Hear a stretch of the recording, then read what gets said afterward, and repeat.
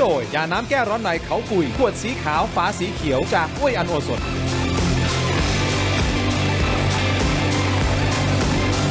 สวัสดีครับต้อนรับทุกท่านเข้าสู่รายการถกไม่เถียงนะครับเปิดมาเจอภาพกว้างเห็นแขกรับเชิญของผมทั้งสองท่านนะฮะคงรู้แล้วนะฮะว่าทั้งสองท่านนี้เชี่ยวชาญในด้านไหนแล้วจะมาพูดอะไรนะครับยังคงเกาะติดยังคงถกอยู่นะฮะประเด็นเรื่องของกัมพูชานะคุณผู้ชมครับและแน่นอนมิติของการเมืองเราก็ต้องเกาะติดเช่นเดียวกันนะครับเพราะจริงๆ2เรื่องนี้มันกลายเป็นเรื่องที่มันพันกันแล้วก็เป็นสิ่งที่คุณผู้ชมให้ความสนใจมากที่สุดณตอนนี้เพราะอยากจะรู้เหลือเกินว่าเราจะจัดการกับปัญหาไทยกัมพูชาอย่างไรข้อที่1เราจะจัดการกับปัญหาสแกมเมอร์อย่างไรข้อที่2แล้วการเมืองไทยจะไปในทิศทางไหนการเลือกตั้งจะเกิดขึ้นเร็วกว่าที่มีการคาดการเอาไว้ใช่หรือไม่จะมีการยุบสภาก่อนใช่หรือไม่แล้วทำไมต้องยุบก่อนที่ตั้งใจเอาไว้ล่ะครับคุณผู้ชมมาวิเคราะห์กันนะฮะท่านแรกครับท่านเป็นนักวิเคราะห์ข่าวนะครับท่านหม่อมหลวงณัฐกร เทวกุลหรือหม่อมปลื้มสวัสดีครับหม่อมปลื้มครับส่วนซ้ายมือของผมครับท่านเป็นผู้ช่วยคณบดีฝ่ายบริการวิชาการคณะสังคมศาสตร์และมนุษยศาสตร์นะครับมหาวิทยาลัยมหิดลครับดร.ตริน โพรักษาครับสวัสดีครับอาจารย์ตรินครับขอบคุณทั้งสองท่านที่เกียรติรายการถกไม่เถียงครับอาจารย์ตรินไม่ได้มารายการของเรานานมากงานเยอะนะช่วงนี้นะฮะคงได้สนทนากันนะฮะผมเชื่อว่าหลายคนเนี่ยกำลังคาดหวังอยู่อาจารย์จะวิเคราะห์ภาษากายใครหรือเปล่าจะวิเคราะห์ใครอะไรยังไงหรือเปล่าผมบอกได้เลยนะฮะว่าวิเคราะห์แน่แต่วิเคราะห์คือผมอยากจะให้ฟังดีๆนะฮะวิเคราะห์สแกมเมอร์ก่อนสแกมเมอร์ก่อนนะเขาคิดอะไรยังไงเพราะอะไรฮะเพราะถ้ารู้ว่าเขาคิดยังไงหม่อมปลื้มเราจะได้จัดการให้ถูกไม่ใช่แค่ตัวสแกมเมอร์อย่างเดียวนะครับลิ้วล้อสแกมเมอร์ต่างๆนั้นนะฮะที่อาจจะอยู่ในกระบวนการทั้งหมดเนี่ยมันจะได้จัดการให้ถูกเผื่อเป็นข้อมูลให้กับรัฐบาลได้นำไปปราบใช้แล้วก็ไปปราบสแกมเมอร์สักทีจะได้หมดจากประเทศไทยแต่ก่อนที่จะไปอาจารย์ตรินนะครับเอาอย่างนี้ก่อนเลยฮะเรื่องใกล้ตัวมากนะหม่อมปลื้มสแกมเมอร์เป็นเรื่องใกล้ตัวมากยิ่งขึ้นข่าวต่างประเทศก็ตอนนี้หันมาสนใจถูกต้องไหมเพราะหม่อมปลื้มติดตามข่าวต่างประเทศอยู่แล้วเขาให้ความสำคัญกับกัมพูชากับสแกมเมอร์โดยเฉพาะสหรัฐเนี่ยมีเป้าหมายทางการเมืองหรือเปล่าคือจริงแล้วหนึ่งในวาระใน4ประเด็นที่ไทยพยายามที่จะให้กัมพูชาทำตามก่อนที่เราจะลงนามในข้อตกลงรื้อฟื้นความสัมพันธ์ระหว่างไทยกับกัมพูชาที่สหรัฐอเมริกาจะมาร่วมเป็นสักขีพยานก็คือเรื่องนี้ด้วยเพราะฉะนั้นผมมองว่ามันก็เป็นโอกาสทองที่ประเทศไทยเนี่ยจะให้สหรัฐอเมริกามีบทบาทมาร่วมกดดันให้กัมพูชาล้างบางเครือข่ายของPrince Group ทั้งหมดของเซินจื้อนะฮะผมไม่ได้มองว่ามีอะไรมากก็คือว่าประเทศกัมพูชาเป็นประเทศซึ่งขาดการบังคับใช้กฎหมายแล้วก็ขาดการสอดส่องดูแลในเรื่องนี้แล้วก็รัฐบาลฮุนเซนในอดีตแล้วก็ฮุนมาเน็ตในยุคปัจจุบันเนี่ยปล่อยปละละเลยให้มีเครือข่ายสแกมเซ็นเตอร์ต่างๆเหล่านี้นะฮะเพราะฉะนั้นมันเป็นหน้าที่ของกัมพูชาที่จะเคลียร์พื้นที่ทั้งหมดในกัมพูชาเองแล้วผมคิดว่าโอกาสทองของไทยก็คือว่าในเมื่อสหรัฐอเมริกาเขาต้องการที่จะมีผลงานให้กับประธานาธิบดีโดนัลด์ทรัมป์นะครับที่จะลงนามกันในวันเสาร์ที่25ตุลาคมที่จะถึงนี้เนี่ยเราใช้โอกาสนี้ในการบีบให้กัมพูชาเนี่ยทำตามอย่างน้อย1ใน4ข้อแล้วที่เรายื่นไปก็คือว่าปราบสแกมเมอร์ซึ่งมันเป็นสิ่งที่กัมพูชาต้องทำผมมองว่าหน้าที่หลักมันอยู่ที่กัมพูชานะเพราะฉะนั้นก็อย่างน้อยมันเป็นโอกาสที่ไทยจะกดดันให้กัมพูชาทำทั้งหมด1 2 3 4ข้อนี้โดยที่ให้สหรัฐอเมริกามาร่วมกดดันเพราะว่าฝ่ายซึ่งเขามีข้อมูลและที่ดำเนินคดีแล้วก็อายัดทรัพย์สินเงินคริปโตก็คือสหรัฐนี่แหละแต่มันเป็นจริงๆมันเป็นเรื่องทวิภาคีไม่ใช่เหรอฮะคราวนี้กลายเป็นว่าไม่ใช่เรื่องสแกมเมอร์ไม่ใช่เรื่องทวิภาคีหมายถึงว่าเรื่องความสัมพันธ์ก็ถ้าคุณจะแยกเรื่องก็คือว่าไอ้เรื่องความขัดแย้งระหว่างไทยและกัมพูชาบริเวณชายแดนเนี่ยเป็นเรื่องทวิภาคีนะครับเพราะฉะนั้นข้อสำคัญที่เขาบรรลุกันวันนี้เนี่ยในระดับของ GBC เนี่ยก็คือว่ากัมพูชาจะร่วมในการกู้วัตถุระเบิดทุนระเบิดเขาช่วยแล้วก็จะมีการทำaction plan ในการถอนอาวุธหนักถูกครับเพราะฉะนั้นคือข้อที่2ที่เราเรียก2ข้อนี้มันเป็นสิ่งที่พอที่จะคาดไว้อยู่แล้วว่ายังไงกัมพูชาต้องยอมถ้าเกิดทรัมป์จะมาลงนามนะฮะแต่ว่าเรื่องสแกมเมอร์กลายเป็นว่ามันกระทบกับประเทศอื่นหมดเลยตั้งแต่สหราชอาณาจักรยันเกาหลีใต้ยันสหรัฐเองรวมทั้งไทยด้วยเพราะฉะนั้นผมก็เลยมองว่ามันก็เลยถูกยกระดับขึ้นไป internationalize ปัญหาเนี้ยซึ่งเมื่อมัน internationalize ไปแล้วเนี่ยแรงกดดันยิ่งหนักเพราะในการประชุมอาเซียนเนี่ยผมมองว่ามันคือการประจานให้ กัมพูชาเนี่ยต่อหน้าสมาชิกอาเซียนด้วยกัน ครับ และยิ่งทรัมป์มาเนี่ยผมคิดว่าแรงกดดันสูงให้กัมพูชาเนี่ยไปจัดการคุณจะไปเคลียร์เผารังของพวก Prince Group อย่างไรเป็นหน้าที่ของฮุนเซนฮุนเซนต้องไปเคลียร์บ้านแล้วผมคิดว่าแรงกดดันจากอาเซียนพร้อมกับสหรัฐเนี่ยสหรัฐเป็นฝ่ายดำเนินคดีนะใช่ไหมยึดทรัพย์ต่างๆก็เป็นโอกาสทองที่ไทยจะได้ประโยชน์เพราะว่าเพียงลำพังไทยประเทศเดียวเนี่ยเราไปกดดันกัมพูชาให้เคลียร์สแกมเมอร์เซ็นเตอร์คงจะยากก่อนที่จะไปที่อาจารย์ตรินนะฮะต่อเลยฮะสหรัฐอเมริกาแน่นอนแหละมีนัยยะทางการเมืองเข้ามาด้วย โดยเฉพาะทางการเมืองระหว่างสหรัฐกับจีน คืองานนี้ การที่มาอย่างเงี้ย จีนก็ถูกสกัดออกไปคือตอนนี้ไม่มีอะไรมากผมคิดว่ามันเป็นการออกแบบงานใหญ่ให้ทรัมป์เนี่ยมาสร้างผลงาน แล้วการที่ทรัมป์ส่งจดหมายมาเนี่ยให้ไทยเนี่ยช่วยสิ่งนี้แล้วเราส่งจดหมายกลับไปว่าเราช่วยได้แต่ว่า4 ข้อนี้กัมพูชาต้องปฏิบัติตามแล้วคุณสังเกตดูไหมว่าพอเริ่มเจรจารอบนี้สมูทขึ้นเยอะเลยเร็วมากเร็วก็แสดงว่าทั้งผู้นำกัมพูชาและผู้นำไทยเนี่ยส่งสัญญาณไปที่ทีมเจรจาว่ารอบนี้ JBC และ GBC ต้องคืบหน้าแล้วคุณดู3 วันที่ผ่านมาประชุมถึงเที่ยงคืนตี 1เมื่อคืนใช่ไหมคืบหน้าวันนี้คืบหน้า Action Plan มีแปลความว่าท่านนายสั่งเนี่ยให้ถอนอาวุธหนักเขาก็เตรียมถอนอาวุธหนักส่วนถึงเวลาเขาจะปฏิบัติตามอีกเรื่องนึงแล้วอีกเรื่องนึงแต่ว่าผมมองบวกก็คือว่าเมื่อทรัมป์อยากได้งานนี้แล้วฮุนเซนก็อยากเอาใจทรัมป์และไทยเราก็เกรงใจสหรัฐด้วยเราก็เดินหน้าผลักดันเต็มที่ให้ไม่เสียเปรียบแต่ก็อยู่ที่การปฏิบัติฮะอยู่ที่การปฏิบัติตาม action plan ซึ่งบรรลุนะฮะมันมี action plan ซึ่งบรรลุประโยคนึงที่ผมชอบที่หม่อมปลื้มพูดเมื่อสักครู่นี้นะครับนี่คือ action plan นี่คือแผนนะอาจารย์ตรินส่วนจะปฏิบัติตามหรือเปล่าอันนั้นอีกเรื่องหนึ่งนะแต่ action plan ดีทุกอย่างมันมาในทิศทางที่ดีแต่จะปฏิบัติตามหรือเปล่าอันนั้นอีกเรื่องหนึ่งมันก็เลยกลายเป็นคำถามที่จะถามอาจารย์ตรินต่อเนื่องเลยนะครับถ้าเป็นอย่างเงี้ยอันนี้ไม่ได้วิเคราะห์อะไรนะวิเคราะห์พฤติกรรมของคนแล้วกันนะเพราะที่ผ่านมากัมพูชาวิเคราะห์รัฐบาลเขานะไม่ใช่ประชาชนชาวกัมพูชานะฮะแต่รัฐบาลเขาเหมือนไม่มีความจริงใจเลยเพราะเราก็ผ่านมาตั้งหลายอย่างแล้วนะทั้งประชุมนู่นประชุมนี่โอ้ทุกอย่างเช็คแฮนด์ดีพอตกเย็นปุ๊บเอาอีกแล้วจนคนไทยกันเองอะฮะไม่เชื่ออย่าไปหลงกลครั้งนี้อย่าไปหลงกลครั้งนี้คือในการเปรียบเทียบระหว่างนานาชาติประเทศอื่นประเทศที่พัฒนาแล้วกำลังพัฒนาหรือด้อยพัฒนาอย่างเงี้ยนะครับคือสิ่งที่แตกต่างคือการวางแผนอะทุกคนทำท่าวางแผนได้หมดแหละ แต่สิ่งที่แตกต่างอะมันคือการทำให้แผนนั้นเป็นจริงคือมันคือกระบวนการร่วมประชุมการประชุมเนี่ยมันมีทุกวันอยู่แล้วการประชุมจริงไหมการตั้งคณะกรรมการบางอย่างเนี่ยมันเป็นปัญหาคาราคาซังอย่างสแกมเมอร์ไม่ได้เพิ่งมีเมื่อวานหรือไม่ได้เพิ่งมีเดือนนี้ดังนั้นแผนการปฏิบัติการทลายสแกมเมอร์เนี่ยมันไม่ควรจะมาจากการประชุมภายในสัปดาห์นี้นะครับก็จริงมันควรมีมาตั้งนานแล้วคือพอประสบโอกาสปุ๊บเราควรเริ่มปฏิบัติการได้แล้วไม่งั้นทุกครั้งที่มีปัญหาแล้วเราล้อมวงมาวางแผนเนี่ยเราทำแบบนี้กันกี่รอบกี่วงแล้วคือมันวางแผนกันมาหลายวงแล้วไงอันนี้หลายวงนะแต่วงล่าสุดที่หม่อมปลื้มพูดเมื่อสักครู่นี้เดี๋ยวมีความหวังนะคือทุกอย่างมันสวยหรูมันวาดได้หมดแหละครับเวลาการตกลงกันคือการประนีประนอมมันต้องมีเกิดขึ้นอยู่แล้วในการเจรจาทางด้านการทูตเนาะระหว่างประเทศแต่สิ่งที่ทำให้มีปัญหาจนทุกวันนี้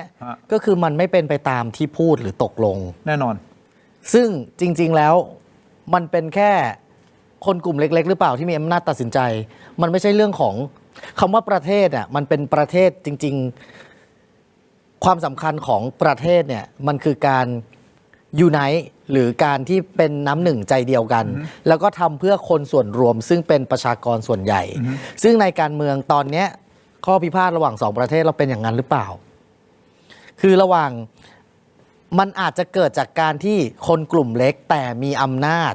สร้างปัญหาให้คนที่เหลือในชาติต้องรับกรรมหรือเปล่าเราต้องคิดแบบนี้เพราะว่าในบรรดาอำนาจนะครับมีอยู่5ข้อมีเรื่องเซ็กส์เงินตำแหน่งความรู้และความรุนแรงเนี่ยคือลำดับขั้นหรือปัจจัยที่ทำให้คนกลับมามีอำนาจได้โดยเฉพาะพอพูดเรื่องรัฐบาลหรือรัฐเนี่ยมันก็จะมีทั้งตำแหน่ง และเงิน ซึ่งมี 2 ใน 5 ข้อแล้วเนี่ยจะทำอะไรก็ได้ จริงๆสแกมเมอร์เนี่ยมันเป็นแหล่งเงินทุนของหลาย ๆ อย่าง ทั้งธุรกิจสีเทายาเสพติด ฮะ ค้ามนุษย์และการเมือง ครับ เราพูดไม่ได้หรอกครับว่าการเมืองเราไม่มีส่วนเกี่ยวข้องกับสแกมเมอร์ เราสามารถที่จะ นักการเมืองของแต่ละประเทศ เราไปดูบัญชีทรัพย์สินก็ได้เขาทำอาชีพอะไรมาก่อนหน้าที่จะเล่นการเมือง มีรายได้มาจากทางไหน คือกระบวนการของสแกมเมอร์คือทำให้เงินที่ได้มาด้วยวิธีการสกปรกทำให้เงินมันกลายเป็นเงินสะอาด ไม่งั้นมันก็จะไม่มีคำว่าฟอกเงิน money laundering ซึ่งกระบวนการมันก็ต้องเกิดจากการส่งต่อเงินในหลาย ๆ รูปแบบ ถ้าใช้ในประเทศเขาไม่ได้ ก็อาจจะเป็นการซื้ออสังหาริมทรัพย์ในประเทศอื่นก็ได้ ซึ่งอาจจะมีค่าเช่าอาจเป็นเจ้าของตึกเป็นหมู่บ้านคนประเทศนี้ โดยเฉพาะมันก็จริง ๆ ถ้าจะเอาเข้าจริง ผมว่าเราทำได้หมดแหละ คนที่มีความสามารถมี โอเค มีอยู่ตลอดเวลา อันนั้นเราทำได้ถ้า ทำได้ จะ ครับ จริงถูกต้องไหม ถ้าจะทำจริง อันนี้ย้อนกลับมาที่คำถามของผมคือว่าแล้วอย่างกรณีนี้ฮะอาจารย์คิดว่ากัมพูชาจะทำตามข้อตกลงที่กำลังจะเกิดขึ้นในวันที่ 25 นี้หรือเปล่า จริง ๆ มันอยู่ที่ตัวผู้นำสั่งการอยู่คนเดียว โอเค แสดงว่าอยู่ที่เอาตรงๆอ่ะคุณเซน ใช่ ถูก ใช่ แต่ว่าอย่างน้อยเขาคอมมิตนะเขาผูกมาตนเองว่าเขาจะตั้งหน่วยงาน ซึ่งเขาเรียกว่าเป็นตำรวจทั้งสองฝ่ายร่วมมือกันในการสร้างกองกำลังเฉพาะกิจร่วมภายใน 2 อาทิตย์ เพื่อเริ่มกวาดล้างแกนนำหรือผู้ซึ่งมีส่วนเกี่ยวข้องกับกระบวนการไซเบอร์สแกมได้ต่อไป ก็คือว่าทั้งตำรวจไทยและตำรวจกัมพูชาเนี่ยในแอคชั่นแพลนเนี่ยจะตั้งหน่วยซึ่งปฏิบัติการร่วมเหมือนแบบในหนังอะหน่วยปฏิบัติการร่วมตำรวจไทยและกัมพูชาในการกวาดล้างเครือข่าย ซึ่งจะบุกอันนี้ไม่ได้ลงรายละเอียดแล้วผมจินตนาการเอาเองคือบุกเข้าไปในค่ายพวกนี้แล้วก็ไปแบบ ช่วยตัวประกัน ไล่ล่าช่วยตัวประกันก็เหมือนกับที่เกาหลีใต้ทำแต่ว่าโหดกว่า แล้วก็มียุทโธปกรณ์พร้อม ไม่แต่ที่อาจารย์พูดมามันสำคัญตรงที่ว่าในเมื่อเงินมันเป็นท่อน้ำเลี้ยงสำหรับคนซึ่งอยู่ในอำนาจเนี่ยคุณจะต้องหวังว่าผู้ซึ่งอยู่ในอำนาจเนี่ยเขาเข้าใจแล้วว่าท่อน้ำเลี้ยงเนี้ยหมดความชอบธรรมแล้วผมเชื่อว่าถ้าฮุนเซนคิดได้เนี่ยเขาจะเข้าใจว่าที่ FBI สหรัฐและที่กระทรวงการคลังสหรัฐและที่หน่วยงานของอังกฤษเขาเดินหน้าในการปราบในรอบนี้เขาต้องการตัดท่อน้ำเลี้ยงฮุนเซน โอเค ผมคิดว่าฮุนเซนเอาง่ายๆถ้าผมเป็นฮุนเซนเนี่ยผมจะฝังเซินจื้อคากรุงพนมเปญให้ทรัมป์เห็นเลย คุณเข้าใจผมปะแต่ผมไม่รู้ว่าเซินจื้อมันอยู่ไหนตอนนี้ไงอันนี้อิชชูคือว่าสำหรับไทยอ่ะเราต้องอายัดทรัพย์สินใครบ้างอันนี้เราก็มีแบล็คลิสต์ของสหรัฐนั่นแหละซึ่งผมคิดว่ามันก็ต้องมีคนซึ่งถูกอายัดทรัพย์สินในไทย แต่ว่าเป็นใครรายละเอียดอย่างไรมันขึ้นอยู่กับข้อมูลไงแต่ว่าอำนาจของปปงก็มีอยู่แล้วสมมติเขาปปงจะอายัดทรัพย์สินเราเนี่ยไม่ต้องมีหมายสารเขาฟรีซได้เลยถ้างั้นถ้าเขาจะเล่นก็ต้องสั่งการซึ่งผมก็ไว้ใจรัฐบาลทำนะแต่ว่าผมคิดว่าเขาแค่ต้องรอบคอบก็ต้องรอบคอบ ควรจะต้องเป็นรัฐบาลทำไม่ว่าจะรัฐบาลไหนก็แล้วแต่ควรจะต้องเป็นรัฐบาลทำในการทำสิ่งที่หมอพูดไง ในขณะเดียวกันผมคิดว่าเราก็อยู่ในโลกแห่งแบบเราก็ไม่มีข้อมูลเหมือนกันไงว่าเวลาเขา blacklist สมมติเรารู้ว่าเขามีรายชื่อใครลิมเกียกแล้วก็มีรายชื่อเสินจื้อส่วนที่เหลืออ่านดูลิสต์ในข่าวมันก็ไม่มีคนไทยไงเพราะฉะนั้นมันก็แต่เขามีอสังหาในไทยกลุ่ม Prince Group เนี่ยมีอสังหาในไทยแต่ว่าก็ไม่รู้อะไรมีมากกว่านั้นอ่ะมันอาการอายัดทรัพย์มันก็เริ่มมีบ้างอย่างเมื่อวานนี้ก็มีรายหนึ่งแต่ว่าผมไม่แน่ใจว่ามันมีอะไรมากกว่านี้มากแค่ไหนเราไม่มีข้อมูลโอเคงั้นผมกลับมาที่ประเด็นเรื่องของกัมพูชาผมจะได้จบว่าที่จะเกิดขึ้นในวันที่ 25 คือวันเสาร์นี้นะครับที่เขาจะไปลงนามกันโดยมีประธานาธิบดีโดนัลด์ทรัมป์นะครับก็ถือว่าเป็นผู้นำมหาอำนาจโลกอีกท่านหนึ่งที่จะมาเป็นสักขีพยานถามอาจารย์ในมุมของจิตวิทยานะครับเวลาสมมติคนสองคนทะเลาะกันสมมติผมกับหมอมปึ้มทะเลาะกันอย่างนั้นแหละแล้วก็พอตกลงกันผมอาจจะพอพูดอย่างหนึ่งแล้วไปทำอีกอย่างหนึ่งหมอมปึ้มอาจจะพูดอย่างหนึ่งทำอีกอย่างหนึ่งมันไม่จบสักทีแต่พอมันมีบุคคลที่3เข้ามาปุ๊บเนี่ยทางจิตวิทยามันสามารถทำให้2คนเนี่ยตกลงได้ง่ายขึ้นไหมแล้วยอมที่จะเคารพตรงนี้ได้ง่ายขึ้นไหมง่ายขึ้นครับมันคือกระบวนการไกล่เกลี่ยซึ่งคนกลางเนี่ยจะต้องเป็นคนที่เป็นที่เกรงใจ okay. เป็นที่นับหน้าถือตาซึ่งอันนี้ก็เข้ากระบวนการคือตรงแหละคุณสมบัติใช่แต่ทีเนี้ยเราไม่สามารถการันตีได้นะ ว่าเขาจะทำตามความเกรงใจเขามีระดับไหนคือเราไม่สามารถทำหาความเกรงใจกับคนบ้าได้นะพี่ทิน สมมุติว่าเราไม่ปกติอย่างเงี้ย มีผู้ใหญ่ใหญ่แค่ไหนเบอร์ 1 เบอร์ 2 เบอร์ 3 ของโลก มาเจรจาว่าเธออย่าทะเลาะกันอีกนะ คือเข้าใจแต่ไม่ทำซะอย่างอ่ะก็เราไม่ปกติอ่ะผมก็ไม่สามารถหยุดได้ เราไม่สามารถคาดเดาพฤติกรรมของคนที่มีความไม่เสถียรได้ โอเคผมพยายามเข้าใจถึงที่อาจารย์สื่อนะคนที่ไม่เสถียรนะ คนที่ไม่เสถียรครับไม่ stable แต่ในช่วงที่มีการเจรจาก็ต้องยึดตามหลัก แน่นอน ว่าเขาจะมีสัจจะไปก่อน แน่นอน ก็ แน่นอน ผมคิดว่ามันณเวลานี้มันทำได้แค่นั้น โอเค แต่ว่าในรอบนี้ในบางกรณีมันก็มีบางสิ่งบางอย่าง ซึ่งเขาแสดงท่าทีว่าเขาพร้อมทำอะไรใหม่ๆนะอย่างเช่นนี่เป็นครั้งแรกเนี่ยที่ถ้าฟังทางที่เขาแถลงที่ GBC เป็นครั้งแรกที่กัมพูชายินยอมร่วมมือกับฝ่ายไทยในการลงพื้นที่เดินสำรวจแนว บ้านหนองจาน เส้นอ้างสิทธิ์แล้วก็วางหมุดชั่วคราวให้แน่ชัดด้วยกัน เพราะฉะนั้นมันก็อยู่ที่เจ้าหน้าที่ว่าพอลงอ่ะฝ่ายไหนจะยอมฝ่ายไหนไงก็ไทยจะได้เปรียบหรือเสียเปรียบอะมันอยู่ที่การทำหน้าที่ของเจ้าหน้าที่ซึ่งจะต่อรองหน้างานด้วยใช่ไหมเพราะฉะนั้นผมคิดว่ามันก็ไปในทางที่เวิร์กถ้าเขามีสัจจะซึ่งก็ต้องหวังว่าเป็นเช่นนั้น เพราะว่าอยู่ในช่วงเจรจากัน งั้นตัดภาพมาที่ท่านนายกรัฐมนตรีคุณอนุทินชาญวีรกูลนะครับก็คือหลายคนมองว่าการตอบคำถามของคุณอนุทินเกี่ยวกับการตัดสินใจว่าคุณจะปราบปรามสแกมเมอร์ในหลายๆ ครั้งดูเหมือนท่านจะอึกอักหรือเปล่านะคุณผู้ชมครับหม่อมปลื้มมองอย่างไรนะว่าอึกอักเพราะว่าอาจจะไปรู้ข้อมูลอะไรที่แบบโอ้โหไปเจอต่อหรือเปล่าเพราะว่าก่อนหน้านี้เดี๋ยวกันหม่อมปลื้มแป๊บนึง ครับ เดี๋ยวผมขออนุญาตพักสักครู่นิดเดียวนะฮะเดี๋ยวหม่อมปลื้มได้ตอบแน่นอนในประเด็นนี้นะครับรวมถึงอยากจะให้วิเคราะห์การเมืองไทยด้วยนะฮะมองข้ามช็อตไปพรรคเพื่อไทยในวันที่31ตุลาคมจะมีการเลือกใช่ไหมฮะคณะกรรมการบริหารรวมถึงผู้นำของพรรคใหม่หม่อมปลื้มมองอย่างไรอาจารย์ตรินมองอย่างไรวิเคราะห์ยังไงในมิตินี้ได้บ้างน่าสนใจนะฮะติดตามครับช่วงหน้าครับ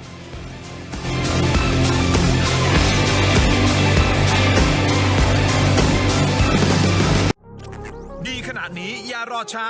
สายเกมสายลงทุนสาย AI สายเทคต้องไม่พลาดลดราคาพิเศษให้ทันที 2,000 บาท BrainTech Tri Screen จอเสริมอัจฉริยะเปลี่ยนโน้ตบุ๊กธรรมดาให้ทำงานพร้อมกันได้ถึง 4 จอดีไซน์พับเก็บง่ายพกพาสะดวกมี 2 รุ่นให้เลือก 17,900 บาทสำหรับรุ่น 14 นิ้วและ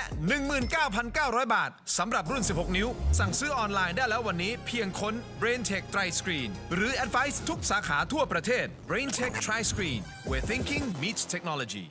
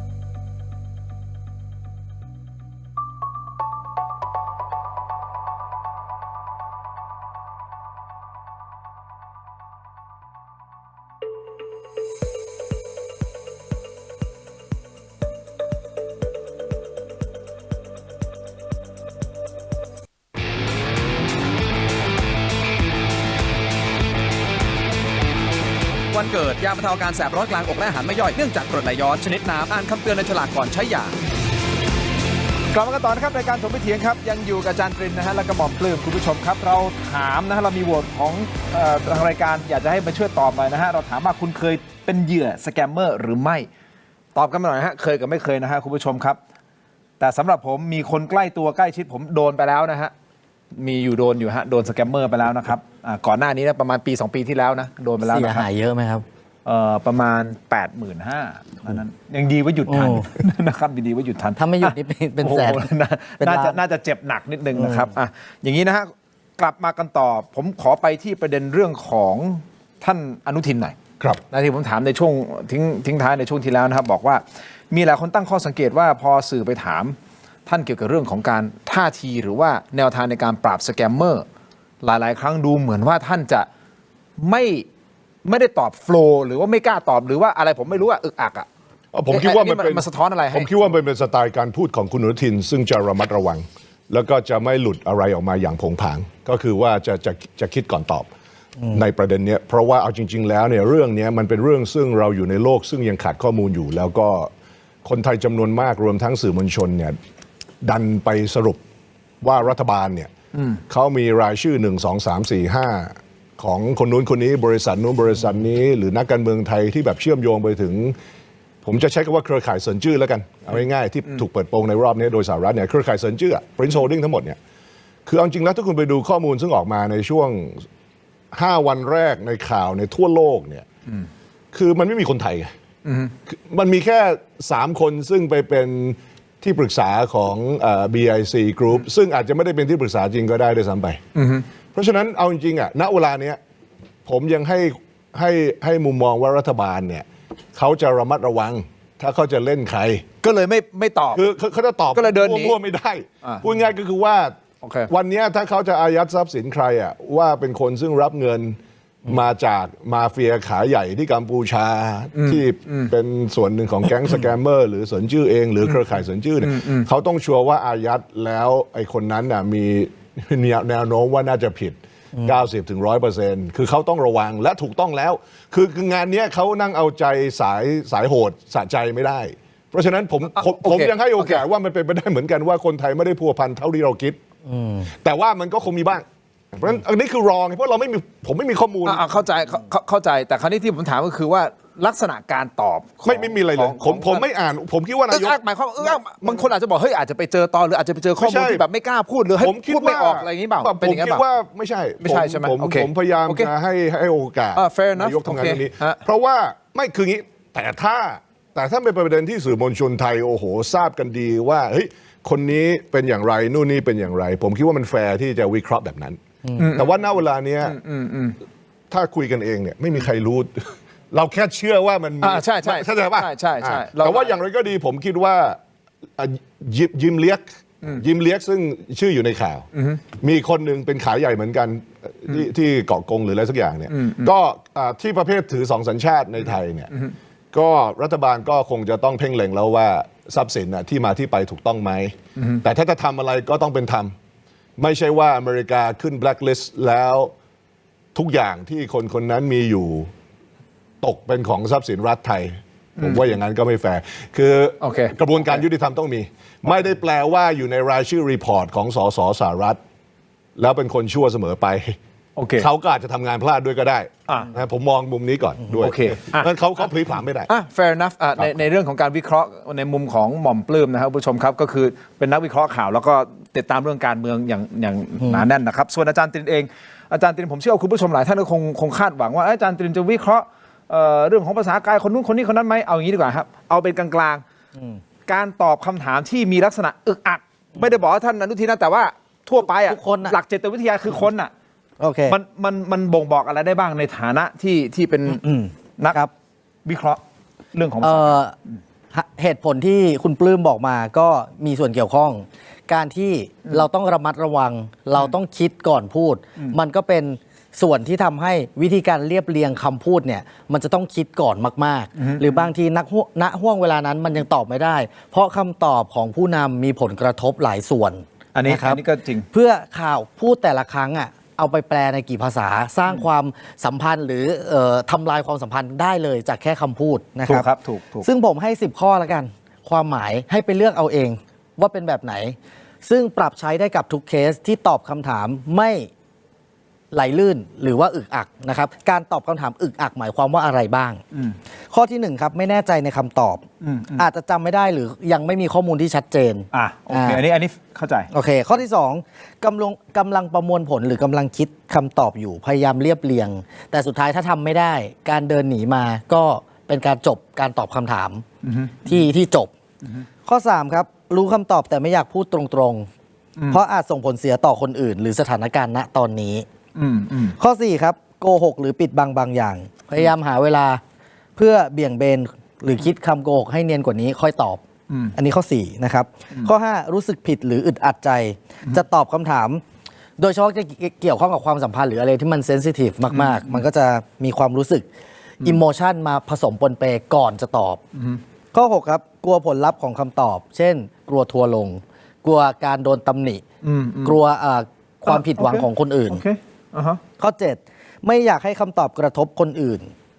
ก็พยายามหลีกเลี่ยงการเอ่ยชื่อ หรือพูดอะไรที่เป็นข้อมูลเฉพาะเจาะจงข้อต่อมาครับไม่อยากอายหรือเขินอันนี้ผมตัดออกนะอายหรือเขินคงไม่ใช่ เพราะว่าท่านน่าจะมีความช่ำชองในการให้คำตอบกับสื่ออยู่แล้วนะครับ หมายถึงคนที่ต้องเจอสื่อตลอด ทุกคนที่เจอสื่อตลอดเขาคงไม่อายหรือเขิน เวลาอึกอักน่าจะเหมาะสำหรับชาวบ้านมากกว่าถ้าจะพูดเรื่องนี้ ข้อ 9 ขาดความมั่นใจในตัวเอง เพราะไม่แน่ใจว่าคำตอบจะดีพอต่อความคาดหวังไหมข้อสุดท้ายครับ ติดนิสัยพูดไม่ตรงจุด หรือช่างเลือกคำพูดคือเป็นคนเลือกคำพูดเยอะอยู่แล้ว แล้วก็แต่ไม่ได้หมายความว่าโกหกนะหมายความว่าอาจจะคิดมากกว่าคนอื่น กระบวนการกลั่นกรองมันอาจจะซับซ้อนกว่าคนอื่น มี10ข้อให้เลือกความเป็นไปได้สำหรับคนที่ตอบคำถามอึกอักหรือไม่สามารถตอบโฟลว์ได้ในทุกกรณี อันนี้ก็ไปเลือกเอา ไปเลือกเอาครับมี10ข้อว่าจะเป็นข้อไหนอะไรยังไงคุณผู้ชมครับ แต่ที่พูดมาทั้งหมดมันก็สามารถที่จะคิดไป ผมว่ามันการที่เราไม่รู้ข้อมูลอ่ะแล้วเราไม่พูดดีกว่าดีกว่าพูดนะ เพราะการที่เราพูดด้วยความมั่นใจในสิ่งที่เราไม่รู้อะไรเลย ไม่จริงอันนั้นเสียหาย คือในกรณีของที่สหรัฐอเมริกาเขาออกแถลงการรอบที่ผ่านมาเนี่ยถ้าคุณเข้าไปดูประกาศในกระทรวงยุติธรรมเนี่ยมันก็มีข้อมูลชุดหนึ่งนะผมเชื่อว่าข้อมูลชุดนั้นเนี่ยเจ้าหน้าที่ตำรวจไทยเนี่ยสามารถประสานขอมาได้ แต่มันไม่ได้แล้วมันไม่ได้แปลว่าตำรวจไทยจะสามารถดำเนินคดีได้ทันทีกับคนนั้นนะฮะแต่ว่ามันกลับมาที่ประเด็นเดิมก็คือว่าถ้าคุณไปดูรายงานของสหรัฐรอบนี้ที่เขาพาดพิงก็มีบริษัทอสังหาในไทยที่บริษัทของ Prince Group เนี่ยเอาพยายามที่จะไปกล่าวอ้างในการตั้งออฟฟิศที่ไทเปและลอนดอนว่าบริษัทอสังหาในไทย 3-4 รายเนี่ยซึ่งมีชื่อเสียงซึ่งแต่ละรายออกมาปฏิเสธหมดแล้วนะออกมาชี้แจงว่าไม่เกี่ยวอะไรกับ Prince Group เนี่ย Prince Group ไปกล่าวอ้างว่าเรามีพอร์ตโฟลิโอการลงทุนในอสังหาเซตนี้ในไทยแล้วบริษัทเอกชนพวกนี้เขาก็ออกมาเรียงหน้าชี้แจงคือนอกเหนือไปจากมันก็มีเรื่องของกรรมการ3คนซึ่งถูกอ้างว่าเป็นที่ปรึกษาของลิมเกียกใน BIC ณเวลานี้ข้อมูลมีแค่นั้นแล้วเมื่อมีแค่นั้นถ้านายกเปิดอะไรเพิ่มเนี่ยมันก็ต้องเป็นระดับตัวเป้งไงแต่ว่านายกก็ยังไม่เปิดอะไรเพิ่มมันอาจจะไม่มีอะไรมากไปกว่านั้น โอเคงั้นผมไปประเด็นหนึ่งแล้วเข้าใจเรื่องของนายกแล้วแต่คราวนี้ยังอยู่กับการปราบสแกมเมอร์อยู่นะครับเราตั้งหัวข้อไว้ตรงนี้ตำรวจไทยแฉเขมรยื้อเวลาจับสแกมเมอร์แม่สอดแตก KK Park หนีทะลักเข้าไทยอันนี้คือ2กรณีนะครับเอากรณีแรกก่อนตำรวจไทยเขาแฉบอกเขมรยื้อเวลาในการจับสแกมเมอร์มันก็เกิดคำถามตกลงใช่คือปัญหาอยู่ที่ทางนู้นกันอยู่ทางนู้นปัญหาอยู่ที่ทางนู้นเพราะว่านั่นคือท่อน้ำเลี้ยงของฝ่ายความมั่นคงที่นู่นไงคือที่เราพูดมาเมื่อกี้ที่อาจารย์เชื่อมประเด็นที่ว่ามันอยู่ที่เรื่องของอำนาจแล้วก็เรื่องของเงินทองเลยมันก็เชื่อมกันหมดใช่ไหมแต่ว่าผมไม่ได้ให้ข้ออ้างฝ่ายไทยนะแต่ว่างานส่วนใหญ่มันเป็นงานของที่นู่นมากกว่าที่นู่นจะต้องเป็นหัวเรี่ยวหัวแรงไงแต่เราอำนาจไงแต่เราส่งหน่วยสวัสดทีมเข้าไปมันไม่เหมือนเดี๋ยวก่อนนะแล้วทำไมเกาหลีใต้เขาสามารถที่จะเข้าไปกดดันเข้าไปเขาดันไปเอาคนเขามาใช่ไงแต่เขาดันเข้าไปคือทำไมต้องไปเอาคนเข้ามาไม่ใช่คือช่วยส่วนหนึ่งแต่ว่าเอากลับมาเพื่อดำเนินคดีนะฮะคนเหล่านี้กลับไปไม่ใช่ว่ากลับไปอยู่สุขสบายไม่ใช่นะฮะเพราะคนเหล่านี้คือคนที่โทรกลับไปหลอกพ่อแม่พี่น้องชาวเกาหลีใต้ถูกต้องไหมฮะก็เหมือนคนไทยที่ไปอยู่ที่นู่นแล้วโทรกลับมาหลอกพ่อแม่พี่น้องในประเทศไทยไงแต่เขาสามารถเข้าไปได้อาจารย์เฮ้ยเกาหลีใต้เขาได้คะแนนระดับสากลเรื่องพวกนี้แล้วเขาเป็นสายโหดคือเขาเก่งเรื่องนี้งั้นเราต้องโหดบ้างไหมเราก็ต้องโหดสิครับเรื่องแบบนี้มันเป็นวาระของโลกแล้วอ่ะมันไม่ใช่วาระแห่งชาติอย่างเดียวแล้วคือเรื่องสแกมเมอร์มันมีเป็น10 ปีแล้วมูลค่าความเสียหายอ่ะทวีคูณทุกปีไม่มีน้อยลงเลยมันขึ้นตลอดคนไทยเสียเงินวันละ77 ล้านบาทวันละ77 ล้านบาททุกวันเป็นตัวเลขที่ไม่น้อยเลยนะไม่น้อยครับแล้วมันเพิ่มขึ้นเรื่อยๆด้วยแล้วมันคือเงินของพ่อแม่พี่น้องประชาชนชาวไทยถูกคุณผู้ชมครับผมขออนุญาตพักสักครู่สั้นๆนิดเดียวเดี๋ยวช่วงหน้ากลับมาพูดคุยกันต่อนะครับพรรคเพื่อไทยนะฮะ หมอมปลื้มจะวิเคราะห์ยังไงไปข้างหน้านะฮะคุณผู้ชมครับเดี๋ยวพักสักครู่ฮะช่วงหน้ากลับมาติดตามครับ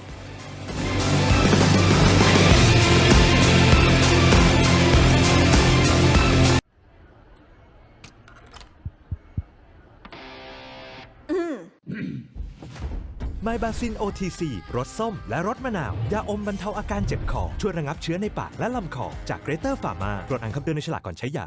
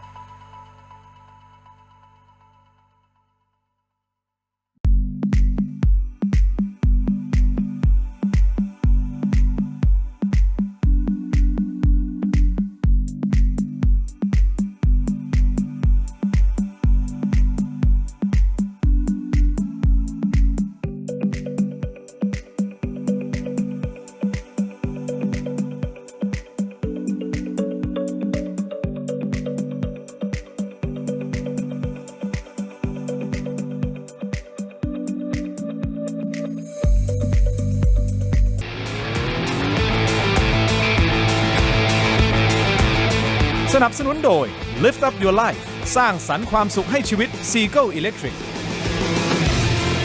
กลับมากันต่อนะคุณผู้ชมครับยังอยู่กับหมอมปลื้มและก็อาจารย์ตรีนะครับเดี๋ยวพูดคุยกันต่อก่อนที่จะไปเรื่องของการเมืองของพรรคเพื่อไทยนะคุณผู้ชมครับไปที่อาจารย์ตรีนิดนึงคือนอกรอบเนี่ยเราคุยกันนะสามคนตกลงเราจะแก้ไขปัญหาเรื่องของสแกมเมอร์ยังไงแน่นอน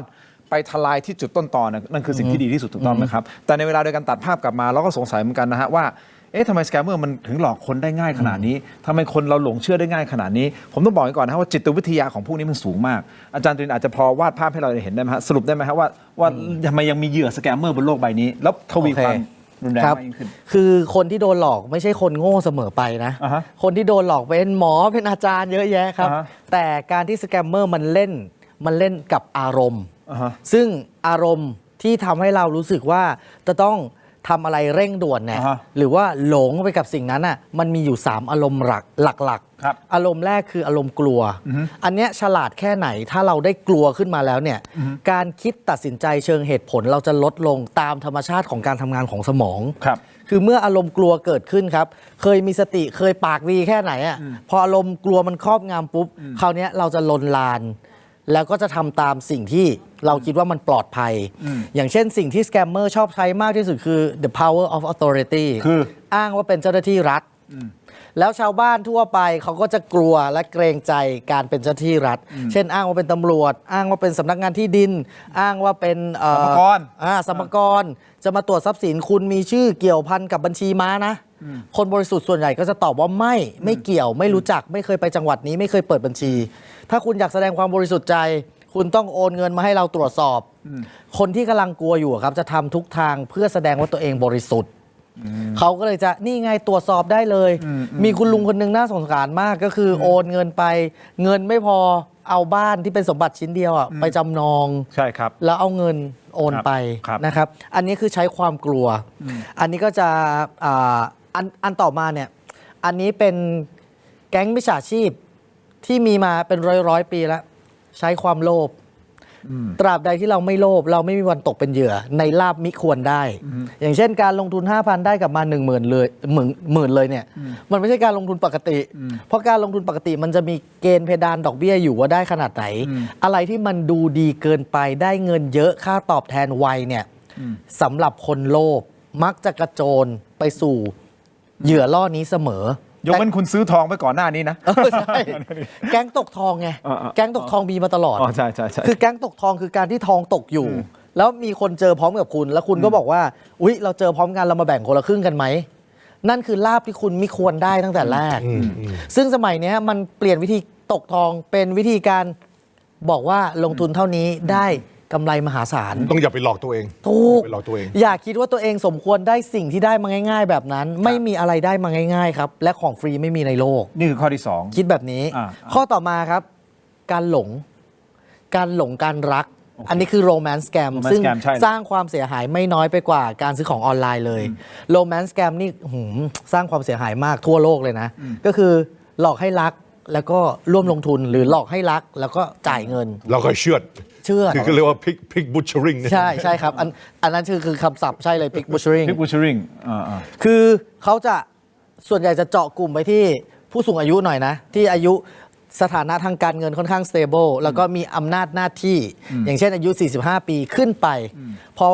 คนกลุ่มนี้พออายุมากเป็นชั้นระดับผู้จัดการแล้วเนี่ยเขาจะมีเงินเก็บพอประมาณ นักศึกษาที่เขาไม่หลอกนะนักศึกษานักเรียนเนี่ยไม่มีเงิน ฉะนั้นการมีเงินเก็บแล้วก็มีเวลาแล้วเหงา ผู้สมรสเสียชีวิต หรือว่าลูกหลานโตไปแล้วแต่งงานไปมีครอบครัวของตัวเองเนี่ยเขาจะทำให้เขาเหงาไอ้ช่องว่างตรงเนี้ยเขาเรียกว่าความสบายใจทางด้านอารมณ์ พอมันมาซัพพอร์ตเรามันเหมือนเลิฟบอมบิ้งครับกูดไนท์กูดมอร์นิ่งทุกวัน เรียกที่รัก ต้องไม่ไปคุยด้วยตั้งแต่แรก เอ๊ะก่อน โอเค นี่คือส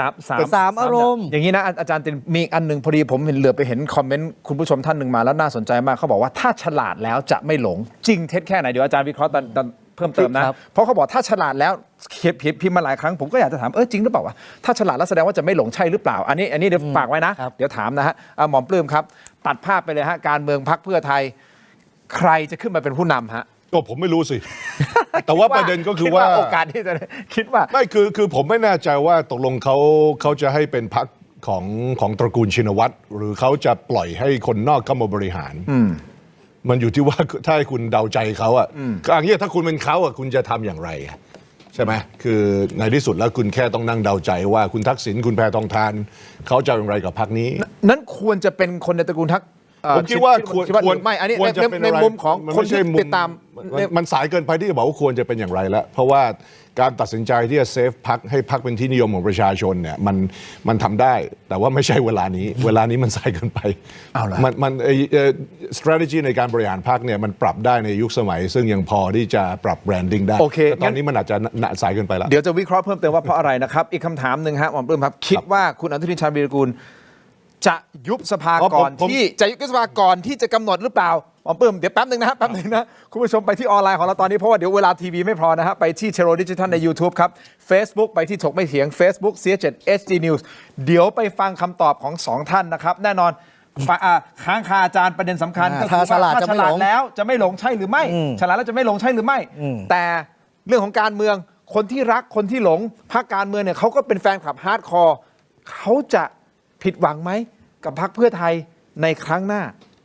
ไปชมกันต่อในออนไลน์สำหรับทีวีครับขอบคุณทั้งสองท่านก่อนครับทางทีวีครับ ขอบคุณครับ เจอในออนไลน์ครับถกไม่เถียงครับสวัสดีครับ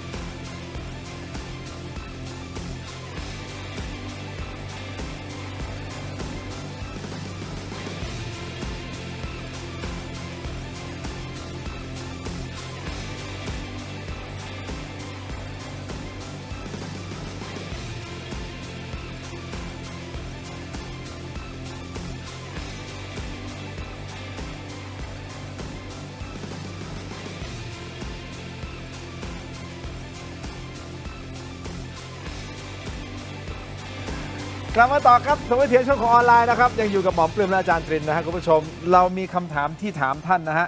คุณเคยตกเป็นเหยื่อสแกมเมอร์หรือไม่นะครับช่วยกันโหวตกันเข้ามานะสแกมเมอร์ความหมายก็คือเป็นพวกcall center พวกอะไรพวกนี้นะที่มันหลอกให้เราโอนตังค์พวกนี้นี่คือสแกมเมอร์ทั้งหมดเลยนะครับเพราะฉะนั้นคุณเคยตกเป็นเหยื่อหรือไม่อย่างไรโหวตกันเข้ามาหน่อยนะคุณผู้ชมครับตอนนี้โหวตกันเข้ามาประมาณสัก 5,000 กว่าโหวตนะครับอยากสักหมื่นโหวตได้ไหมฮะอยากรู้เพราะตอนนี้คุณผู้ชมชมกันเข้ามา 10,000 กว่าคนแล้วนะครับอย่างนี้มิติการเมืองแน่นอนหม่อมปลื้มก็ตามเรื่องของการเมืองแล้วก็โดยเฉพาะเรื่องของการข่าวต่างประเทศด้วยนะครับก็มีความรอบรู้นะฮะแล้วหลายสิ่งหลายอย่างที่หม่อมปลื้มวิเคราะห์ก็วิเคราะห์บนพื้นฐานของตรรกะลอจิกนะฮะในการวิเคราะห์นะครับอาจารย์ตรินนะฮะหลายท่านก็ทราบดีอยู่แล้วนะฮะในเรื่องของการนักจิตวิทยานักอาชญาวิทยา คนละอาชีพเลย นักอาชญาวิทยาเชิญจิตวิทยาและพฤติกรรมอาชญากรนะครับเพราะฉะนั้น วันแหน่งยาวไปหน่อยครอบคลุมหลายมิติกันนะฮะรอฟังกันต่อไปแต่แน่นอนผมถามหม่อมปลื้มเมื่อสักครู่ก่อนจบรายการบอกว่าใครจะมาเป็นผู้นำพรรคเพื่อไทยหม่อมปลื้มบอกผมไม่รู้ครับเอาแน่นอนสิฮะท่านไม่รู้แต่คาดการณ์ว่าจะเป็นใครเป็นคนในตระกูลหรือนอกตระกูลก็ไม่รู้อาจจะไม่สำคัญก็ได้เพราะว่ามันสายเกินไปถูกไหมผมเข้าใจว่าตอนแรกเนี่ยเขาจะให้คุณแพทองธารเนี่ยเป็นหัวหน้าไปแต่ปรากฏว่าหัวหน้าต้องลงนามรับรองสมาชิกสภาผู้แทนราษฎรเนี่ยคนที่จะลงสมัครเป็นสสเพราะฉะนั้นถ้าเกิดคุณแพทองธารเขาลงนามรับรองเสร็จแล้วก็จะมีคนไปร้องที่คณะกรรมการการเลือกตั้งว่าคนซึ่งได้รับการลงนามรับรองโดยคนซึ่งโดนศาลรัฐธรรมนูญชี้ว่าขาดคุณสมบัติเนี่ยจะมีปัญหาเดี๋ยวโดนสอยเพราะฉะนั้นก็เลยต้องเปลี่ยนหัวหน้าก็คือเปลี่ยนคนมาปฏิบัติหน้าที่เป็นผู้ซึ่งลงนามและอักษรรับรองแค่นั้นคือถ้าเป็นแค่นั้นเนี่ยแสดงว่าคนใหม่เนี่ยมาเพื่อลงนามในเอกสารเฉยๆอย่าไปซีเรียสคุณเก็ตผมปะก็คือว่าก็คือหมายความว่ายังเป็นพรรคของตระกูลชินวัตรอยู่ยังเป็นพรรคที่คุณนุ้งอิงยังเป็นหัวหน้าพรรคที่แท้จริงอยู่ก็คือว่าไม่ใช่ว่าคุณนุ้งอิงจะไม่มาช่วยหาเสียงไม่ใช่ว่าคุณนุ้งอิงจะทิ้งพรรคไงผมเข้าใจว่าณเวลานี้มันเป็นเช่นนั้นก็เลยกลายเป็นว่าไม่สำคัญก็คือมันสำคัญอะถ้าเกิดสมมุติว่าคุณแพทองธารเขาจะไม่เล่นการเมืองแล้วก็คุณทักษิณในเวลาซึ่งออกมาจากเรือนจำอีกสักพักก็ไม่สนใจแล้วก็เป็นพรรคซึ่งตระกูลชินวัตรทิ้งแล้วถ้าอย่างนั้นมีนัยสำคัญแต่ผมเข้าใจว่าตามที่เขาอธิบายมาเนี่ยผมเอาตามที่เขาอธิบายเองนะก็คือว่ามันเป็นเหตุผลเกี่ยวกับเรื่องทางเทคนิคเพื่อไม่ให้คนไปร้องกกต.เดี๋ยวกกต.ก็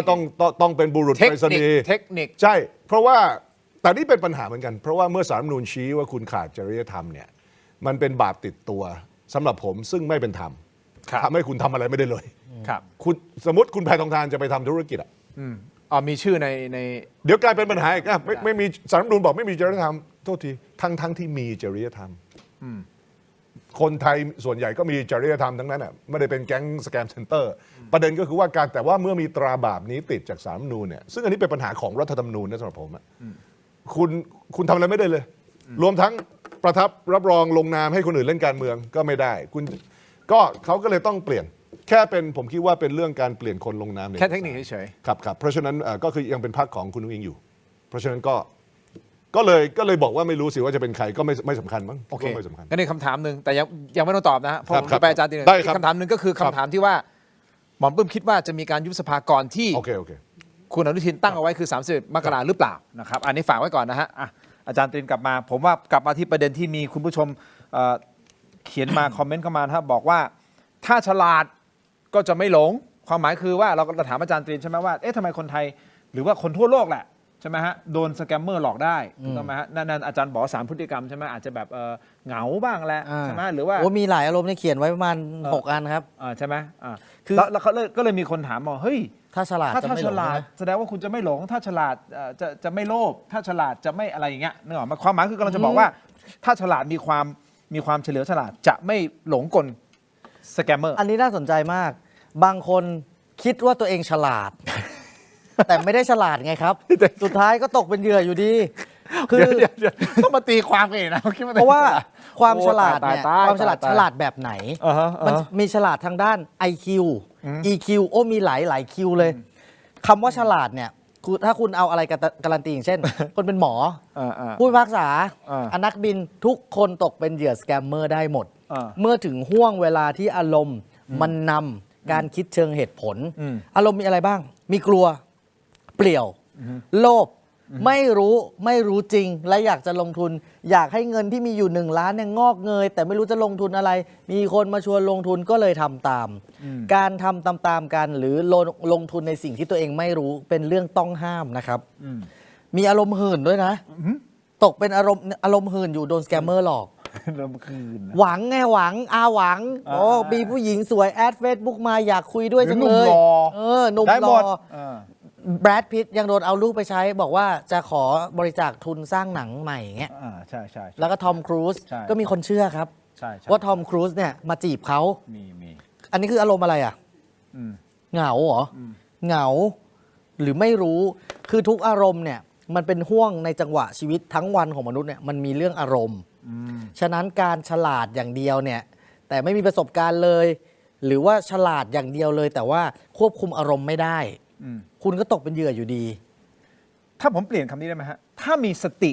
ถูก จะไม่หลงไม่โลภไม่อะไร ถ้ามีสติ อันนี้คำนี้ดีกว่าครับ ถ้ามีสติจะไม่ตกเป็นเหยื่อสแกมเมอร์ สมมุติมีคนชวนคุณลงทุน ถึงแม้เขาจะไม่ใช่สแกมเมอร์ คุณรู้ดีเรื่องข้อมูลการลงทุนแค่ไหน ถ้าคุณไม่รู้เลย เช่นมาเทรดทองกัน โหลดแอปนี้มาสิเดี๋ยวผมสอน คุณไม่รู้อะไรเลยทำตามเนี่ย อันนี้น่ากลัว อันนี้จริงๆมันเป็นวัฒนธรรมคนไทยด้วยนะทำตามโดยไม่ตั้งคำถาม ไปบีบแต่ใส่สารพระภูมิปิ้นทำตามกันโดยที่ไม่ตั้งคำถาม เคยถามสารพระภูมิหรือยังว่าเขาชอบไหมก็อาจจะรำคาญก็ได้ครับ การเอาม้าลายไปตั้งเนี่ยครับ แค่ยกมือไหว้ ใช่ไหม ก็พอแล้วมั้งอะไรอย่างงี้ คุณ ปะ เอาม้าลายไปตั้งตามๆกันเป็น100 ตัวเป็น1,000 ตัว อ่าฮะ คุณเอามาตั้ง คุณไม่เคยถามเลย ถามใคร ถามใครอ่ะ ก็ถามใครไง ถามใครอ่ะ อาจจะถามคนแรกที่มาตั้ง ฉะนั้นคือการที่เราเชื่ออะไรง่ายๆ เช่นเชื่อว่าเป็นเจ้าหน้าที่รัฐจริง ๆ ที่โทรมา คุณเช็คก่อน จริงไหม ซึ่งเบอร์สแกมเมอร์สมัยนี้โทรกลับได้แล้วนะครับ การกดทิ้งแล้วโทรกลับจะไม่ติดเนี่ยใช้ไม่ได้แล้วนะ เพราะมันโทรกลับแล้วติด แล้วก็ตอนนี้ไม่ต้องคลิกลิงก์แต่มีรูปแบบใหม่จำนำ iCloud อันนี้พี่ทินเคยได้ยินไหม จำนำไม คือพี่ทินจะกู้เงิน แต่ว่าธนาคารไม่ให้กู้แล้วก็ไอ้ที่แบบถูกกฎหมายเขาไม่ให้เขาก็จะมีติดว่ากู้ง่ายรับจำนำ iCloud ก็คือเขาเอาแค่ Apple ID กับพี่ทินกับพาสเวิร์ดมาจำนำแล้วเขาก็จะให้กู้เงิน แล้วคนเนี่ยไม่รู้เพราะคิดว่าแค่ให้ Apple ID แล้วทำไม สรุปแล้วคือถ้าไม่จ่ายดอกไม่จ่ายต้นนะครับ สั่งล็อกเครื่องได้จากระยะไกลและเรียกค่าไถ่ข้อมูลคุณได้ด้วย โอ้ตาย ซึ่งตอนนี้ เขา โด หล น อก กัน เอา เยอะ Apple ID โดนกันเยอะมาก อันนี้อันใหม่ มันไม่ใหม่มากหรอก แต่คนไทยไม่รู้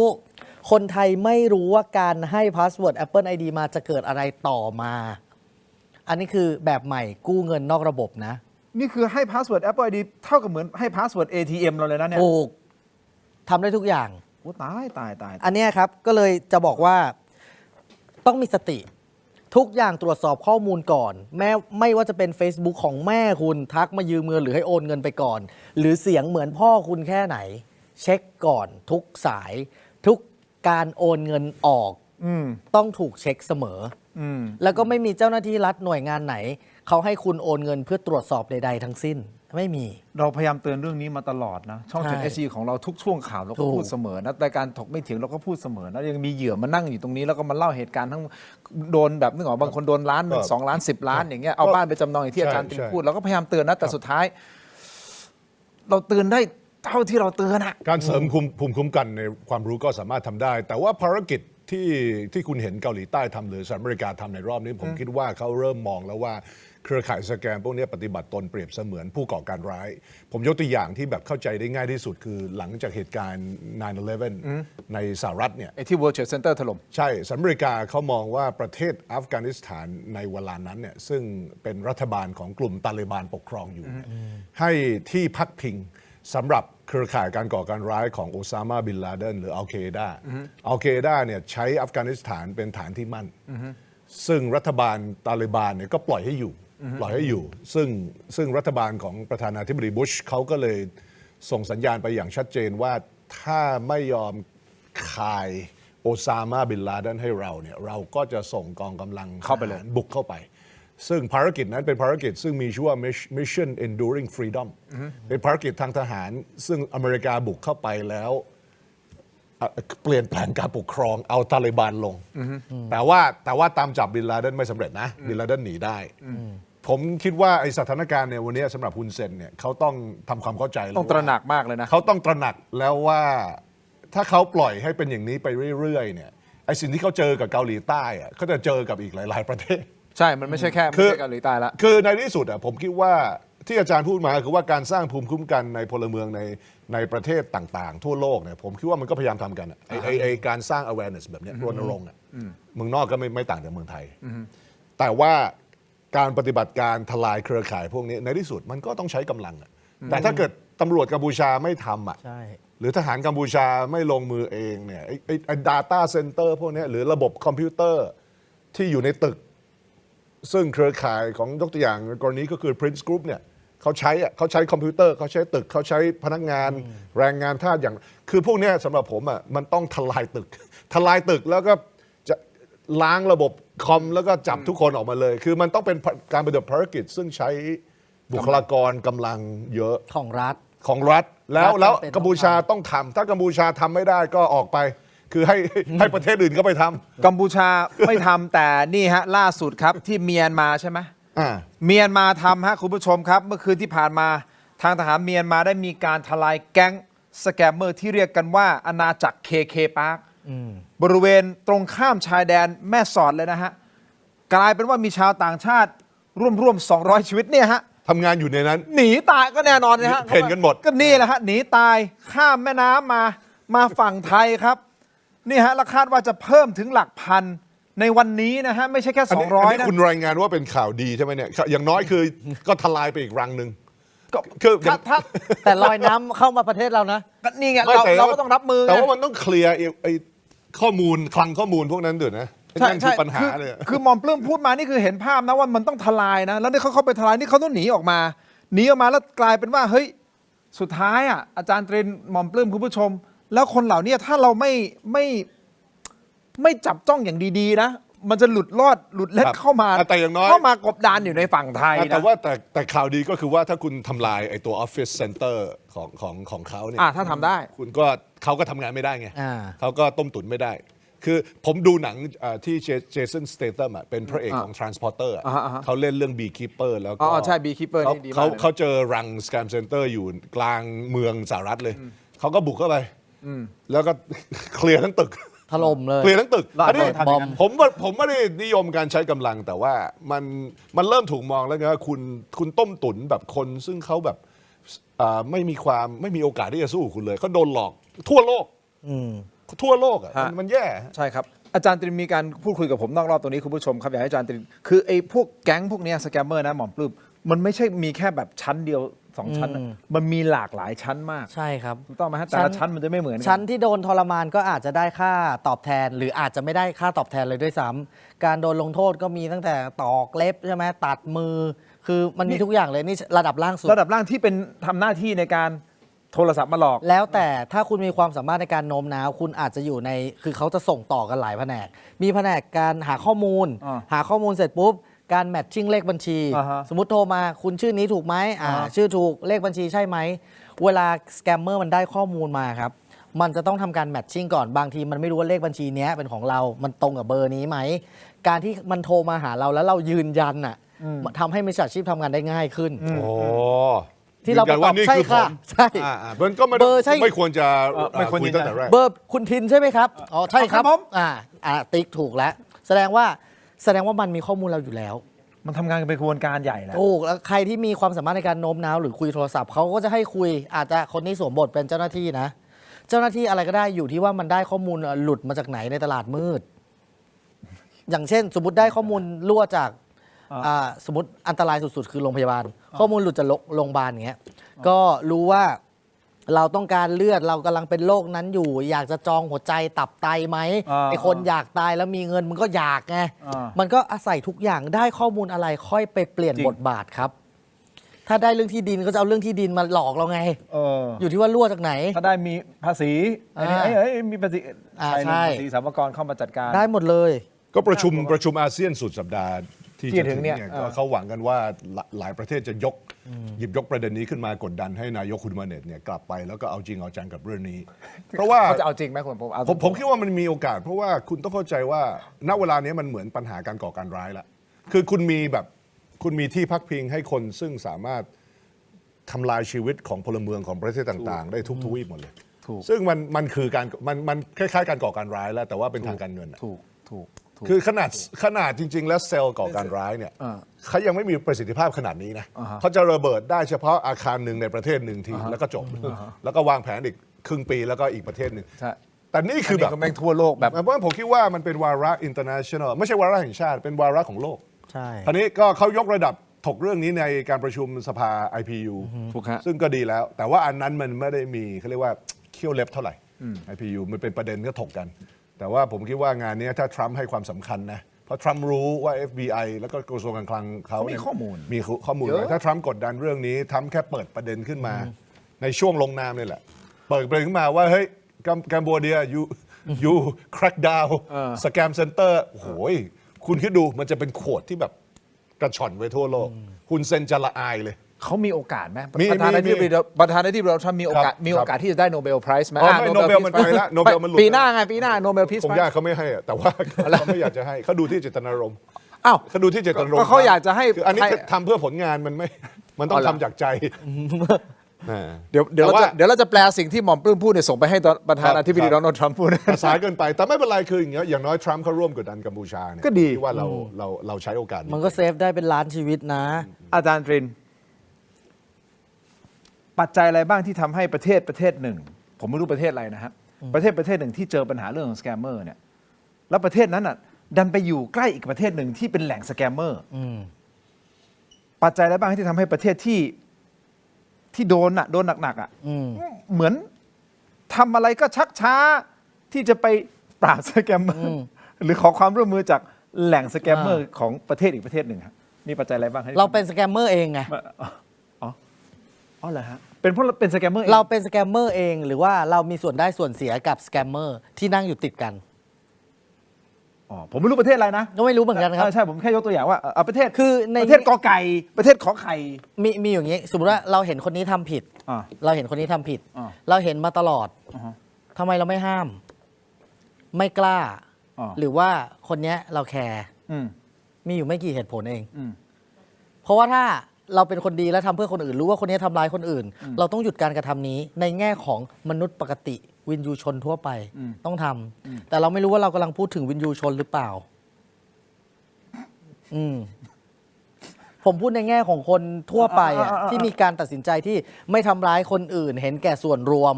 อย่างเงี้ย โดยเฉพาะสมมติว่าถ้าเป็นตัวแทนหรือว่าเป็นผู้นำหัวหน้าเผ่าก็ได้ครับ หัวหน้าเผ่าผู้ใหญ่บ้านอะไรอย่างเงี้ย มันจำเป็นจะต้องทำไง ซึ่งบางทีการดีดนิ้วแล้วเสร็จน่ะทำไมถึงไม่ทำอ่ะคำถามมันตามมาอยู่แล้วทั้งที่เรื่องแบบเนี้ยคือประเทศคุณไม่ได้ใหญ่ ประเทศคุณจะไม่รู้เลยเหรอคุณเป็นรัฐบาล คุณไม่รู้เลยเหรอว่า การทำผิดมันอยู่ตรงไหนของบ้านน่ะ มันรู้อยู่แล้วเพอทุกบ้านอ่ะอันเนี้ยมันต้องใช้ไฟฟ้ามันต้องใช้อินเทอร์เน็ต ฉะนั้นการใช้ไฟฟ้าที่สูงผิดปกติ หรือใช้อินเทอร์เน็ตจำนวนเร็วแล้วมากกว่าปกติ คุณต้องรู้อยู่แล้ว คุณจะแอบแบลไม่รู้ได้ไงล่ะ โอ้ยนี่ล่าสุดผมสิ่งที่อาจารย์พูดไม่ได้พูดถึงประเทศอะไรทั้งสิ้นนะ ยกตัวอย่างอนุมานเฉยๆนะครับ แต่ถ้าพูดถึงอินเทอร์เน็ตผมเลยนึกถึงได้ กสทชเอาจริง ครับ กสทชเอาจริงนะครับเกี่ยวกับการปฏิบัติการปราบแก๊งสแกมเมอร์นี่นะฮะโดยมีการขอความร่วมมือจากผู้ให้บริการนะทำการตัดสัญญาณชายแดนทั้งหมดที่ติดกับกัมพูชา หลังจากยังพบว่ามีสัญญาณการให้บริการอยู่นะครับโดยให้ตัดสัญญาณทั้งหมดทันที ทุกกรณีไม่มีข้อยกเว้นรวมถึงใช้เทคนิคการจำกัดรัศมีการให้บริการหรือว่า cell radius นะครับบริเวณชายแดนกำหนดขอบเขตทางภูมิศาสตร์ของการให้บริการเพื่อช่วยควบคุมไม่ให้สัญญาณโทรศัพท์เคลื่อนที่ล้ำข้ามไปยังประเทศเพื่อนบ้านได้ ใช่เห็นข่าวนี้แล้วก็ดูเหมือนว่าเขาจะเอาจริงซึ่งดี แล้วคิดว่ามีช่องทางไหนอีกไหมที่เรายังจะต้องจัดการอีกเพื่อที่จะตัดช่องทางสแกมเมอร์ ผมไม่ทราบคือผมคิดว่ามันมีการดำเนินการอย่างต่อเนื่องในเรื่องที่คุณพูดถึง แต่ว่าหลักใหญ่ใจความมันอยู่ที่ว่าฝั่งกัมพูชาจะทำอย่างไร แต่ผมคิดว่ามันก็เริ่มมีแรงกดดันที่จะไปถึงจุดนั้นแหละ มันอยู่ในช่วงที่กำลังเข้าสู่การปฏิบัติตามแผน action plan ซึ่งผมยังเชื่อในที่เขาคุยกัน ใช่ มันเป็นสิ่งที่ต้องรอนิดนึง อย่างนี้ฮะเดี๋ยวไปฟังเสียงท่านรองเลขาธิการกสทช.รักษาการแทนเลขาธิการกสทช.ครับฟังครับ เป็นวาระแห่งชาติตอนนี้ก็คือเรื่องปราบปรามอาชญากรรมไซเบอร์นะครับก็ได้มีสั่งการมาว่าห้ามให้สัญญาณล้ำเข้าไปเลยจำกัดกำลังส่งด้วยนะครับเพื่อที่จะไม่ให้ล้ำไปฝั่งนู้นเพื่อเป็นการกำจัด call center ทั้งหมดเกี่ยวกับเรื่อง IP address ซึ่งปัจจุบันนี้มันมีการไปใช้อยู่ที่ต่างประเทศเราก็จะระงับการใช้ IP address พวกนี้ทั้งหมดในต่างประเทศนะครับที่เป็นของไทย SMS ก็ให้โอเปอร์นะครับเข้าไปตรวจที่แนบลิงก์ทุกอย่างห้ามมีการไปหลอกลวงประชาชนอีกนะครับก็ทำตามที่นโยบายรัฐบาลสั่งการมานะครับ นี่ก็เป็นท่านไตรรัตน์วิริยะสิริกุลนะครับท่านรองเลขาธิการรักษาการแทนเลขาธิการกสทช.นะครับคุณผู้ชมครับเอาละหลายท่านก็บอกว่าโอ๊ยทำไมเพิ่งทำนะครับเข้าใจว่าก่อนหน้านี้น่าจะมีการทำแต่ยังคงมีอันนี้ผมไม่ทราบโดยเหตุใดนะครับแต่ว่าอินเทอร์เน็ตเนี่ยมันทั้งเป็นโมบายใช่ไหมเป็นเซลล์แล้วก็เป็นสาย มีซัตเทอร์ไลท์ด้วย มีซัตเทอร์ไลท์ด้วยอันเนี้ยซัตเทอร์ไลท์เราก็ มันก็อาจจะมีผลกระทบกับผู้อื่นในบริเวณนั้นด้วยนะ อันนี้ก็คือแต่อย่างน้อยก็คือเริ่มมีการทำในมิตินี้แล้วนะครับอีกประเด็นหนึ่งที่อยากจะเรียนถามหม่อมปลื้มมาวิเคราะห์กันนิดนึงนะครับเกี่ยวกับเมื่อวานนี้ผมพูดไปแล้วนิดนึงนะในรายการเนื่องจากว่าท่านวรพักษ์ธัญวงศ์นะฮะท่านอดีตต้องใช้คำว่าอดีตแต่ไม่รู้ตอนนี้คือท่านบอกท่านจะลาออกถูกต้องไหมว่าออกหรือยังอย่างเป็นทางการนะแต่ anyway เอาเป็นว่าเรียกท่านอดีตรัฐมนตรีช่วยว่าการกระทรวงการคลังท่านก็แสดงความรับผิดชอบกับสิ่งที่ท่านโดนกล่าวหาเพื่อที่จะไปดำเนินการปกป้องศักดิ์ศรีของตัวเองไม่ได้บอกว่าท่านผิดนะฮะแต่ท่านกำลังจะบอกทางการเมือง แต่สำหรับ ไม่อยากจะให้กระทบกับรัฐบาลเลยเฮ้ยแยกไม่เอาเรื่องส่วนตัวเองมาโดน แต่สำหรับผม ออกมา เมื่อวานนี้มันไม่ตอบโจทย์นิดหนึ่งเพราะว่า ทำไมครับ กระแสสังคมเขาไม่ได้เรียกร้องให้คุณวรพักษ์ลาออกเลย กระแสในสังคมเนี่ยถ้าผมอ่านดูเนี่ยตั้งแต่เรื่องราวทั้งหมดนี้มันเกิดขึ้นมาที่เซินจื้อเขาโดนยึดคริปโตเนี่ยนะฮะ เฉินจื้อ เสร็จแล้วมันมีประเด็นที่ว่ามีคนชื่อว่าลิมยิมเลียก ยิมเลียก ยิมเลียกมี BIC เป็นแบงค์ของกัมพูชาเสร็จแล้วก็มีชื่อคนไทย3คนเหมือนกับว่าไปเป็นที่ปรึกษาโดยที่3คนนี้เป็นที่ปรึกษาจริงหรือเปล่าเราก็ไม่รู้ เอาจริงๆอ่ะสำหรับผมเนี่ยนี่ผมแบบยูทูบเบอร์เนี่ยผมก็ตามเรื่องนี้ผมอ่านดูเรื่องทั้งหมดเนี่ยผมยังไม่แน่ใจเลยว่ายิมเลียกเนี่ยและ BIC เนี่ยเกี่ยวอะไรโดยตรงหรือโดยทางอ้อมกับเซินจื้อ เฉินจื้อ แต่ว่าสำหรับผมอะสตอรี่มันไม่เกี่ยวกับว่าวรพักษ์ไปทำอะไร ผมไม่ได้มาว่าวรพักษ์ไปทำอะไร ผมต้องการให้คุณวรพักษ์เมื่อวานนี้อธิบายให้เราฟังว่าเฮ้ยทั้งหมดนี้มันคืออะไรวะมันเกิดอะไรขึ้น คือผมไม่ได้มองว่าคุณวรพักษ์แกผิดอะไรเลยด้วยซ้ำไงเหมือนกับว่าแกถูกพ่วงเข้าไปโดนหางเลขกับเรื่องราวทั้งหมดนี้ ซึ่งถ้าเมื่อวานนี้แกก็บอกว่าเฮ้ยแกโดนใส่ร้ายทั้งหมดเนี้ยนักข่าวชาวต่างชาติเขียนขึ้นมาแกไม่ได้ทำภรรยาแกไม่ได้ทำซึ่งถ้าเป็นเช่นนั้นสำหรับผมอะไม่ต้องลาออกแต่ว่าโอเคคือแกไม่ต้องการให้เป็นไปได้ว่าแกไม่ต้องการให้ขุดต่อคราวนี้บังเอิญเมื่อเช้าผมนั่งเช็คข่าวออนไลน์ว่าเนี่ยทอมไรท์เขียนอะไรอีกใช่ไหมทอมไรท์ที่ท่านจะฟ้องนะท่านวรพัฒน์ ที่ท่านจะฟ้อง นะทอมไรท์ ก็ปรากฏว่ามีคู่หูของทอมไรท์อีกคนหนึ่งเขียนอีกเขาก็ลงในเว็บในต่างประเทศเป็นโปรเจกต์ Brazen Whale Hunting อะไรเนี่ยผมก็เข้าไปผมก็ต้องจ่ายตังค์เพื่ออ่านซึ่งผมยังไม่ได้จ่ายนะเพราะผมรู้สึกว่าไอ้ของพวกนี้มันต้องฟรีนี่หว่าโอเคคุณจะแฉนักการเมืองมันต้องฟรีดิผมก็ยังไม่ได้อ่านแต่ผมบอกเลยว่าเท่าที่ผมอ่านเนี่ยผมอ่านเสร็จผมก็ยังสับสนอยู่เลยเพราะว่าข้อมูลเนี่ยมันเกี่ยวกับเงินคริปโตกระเป๋าตังค์คริปโตโยงไปถึงภรรยาคนนู้นคนนี้ซึ่งพออ่านเสร็จมันไม่มีหลักฐานที่ผมจะสามารถสรุปได้เลยสมมติว่าผมเป็นผู้พิพากษาตอนนี้ว่าไอ้นี่มันเรื่องจริงหรือนวนิยายวะเพราะฉะนั้นสำหรับผมอะสตอรี่นี้มันเร็วมากคือหมายความว่ามันยังไม่ได้รับการพิสูจน์คือเป็นนักข่าว1 คน 2 คนเขียนเหมือนมีหลักฐานแต่เป็นหลักฐานที่ยังไม่ได้เข้าสู่กระบวนการยุติธรรมอะไรเลย อันนี้ถูก แล้วมัน ถูกอันนี้ กอง ต้องเป็นแฟร์ๆนะ จู่ๆเนี่ยมันกองลงมาในเว็บไซต์ ซึ่งต้องจ่ายเงินเพื่ออ่านนะโอเคก็มีสื่อไทยเอามาแปลบ้างโอเคอ่านเสร็จผมกำลังคิดอยู่ในใจเฮ้ยทั้งหมดนี้มันเกี่ยวอะไรกับไอ้ Prince Group เปล่าวะเสร็จแล้ววรพักษ์ลาออกแล้วผมคือผมอิชชูของผมก็คือว่าถ้าเกิดผมเป็นรัฐมนตรีแล้วมีคนมาหาเรื่องใส่ร้ายผมอย่างเงี้ยมันไม่ใช่แค่ผมไม่ออกผมเอาคนนั้นตายเลยคุณสร้างเรื่องระดับนี้กับผมได้ยังไงถูกผมก็เลยอ่านว่าอะไรรู้ป่ะที่แกออกเนี่ยมันเหมือนกับว่าแกยอมรับไงว่ามีมูล คือการสำหรับผมการลาออกอ่ะ ก็เลยรับผิดชอบ มันเหมือนกับว่าแสดงความรับผิดชอบ ซึ่งถ้าแล้วผมไม่ได้มองว่าวรพักษ์ผิด แต่ว่าการที่แกยอมออกเมื่อวานนี้ผมรู้สึกอ้าวอ๋อก็จบแล้วดิคุณจบแล้วใช่ไหมเนี่ยการลาออกมันคือจบทางการเมืองนะ เมื่อวาน ผมมีปัญหากับเซนเนอร์นี้มากเพราะว่าถ้าให้ผมเชื่อทอมไรท์ก็ได้แต่ถ้าผมเชื่อทอมไรท์คุณวรพักษ์ก็คือผิดนะแต่ถ้าผมไม่เชื่อ คุณก็ซัดมันเลย ไม่ใช่มาฟ้องสื่อคุณมารายงานมันต้องฟ้องสื่อ ถูกอันนี้มิติของหม่อมเปลื้องนี่คือวิเคราะห์แบบอย่างตรงไปตรงมาด้วยลอจิกด้วยตรรกะ แล้วคุณคบ ลองฟังดู กับริมเลี้ยงหรือไม่คบอ่ะถ้าไม่คบเขาอ้างอิงชื่อคุณก็ต้องซัดเขา ต้องฟ้อง BIC เอาภาพขึ้นมาบนเว็บไซต์ เขาอ้างอิงชื่อคุณไม่ ใช่ไหม ได้ ยกเว้นคุณเป็นบอร์ดเขาจริงหรือ คือมันขออภัยผมเลยเซ็งๆ ไม่ใช่ผมเข้าใจมิตินี้ โอเค นะเพราะคำถามที่เรามีเหมือนกันเมื่อวานนี้ผมก็พูดในรายการนะครับคุณผู้ชมถ้าย้อนกลับไปดูเนี่ยผมบอกว่าการลาออกของท่าน ก็งงๆอยู่เพราะบางคนบอกว่าเฮ้ยลาออกทำไมว่าถ้าไม่ผิด พูดอย่างที่ผมพูดลาออกทำไมถ้าไม่ผิด แต่บางคนบอกเฮ้ยถ้าไม่ลาออกอ่ะเฮ้ยทำไมมันหน้าด้านยังอยู่วะไม่ลาออกเพราะ แต่มันไม่ใช่หน้าด้าน ใช้อำจในกรปิด แต่ว่าถ้าไม่ หยถึง ออกแล้วโดนขุดเพิ่ม นึกออกว่าคือไอ้ไม่อ เข้าใจ อกเพื่อที่จะไปจัดการใช้อำนาจรัฐในการจัดการแล้วคือมันกลายเป็นว่า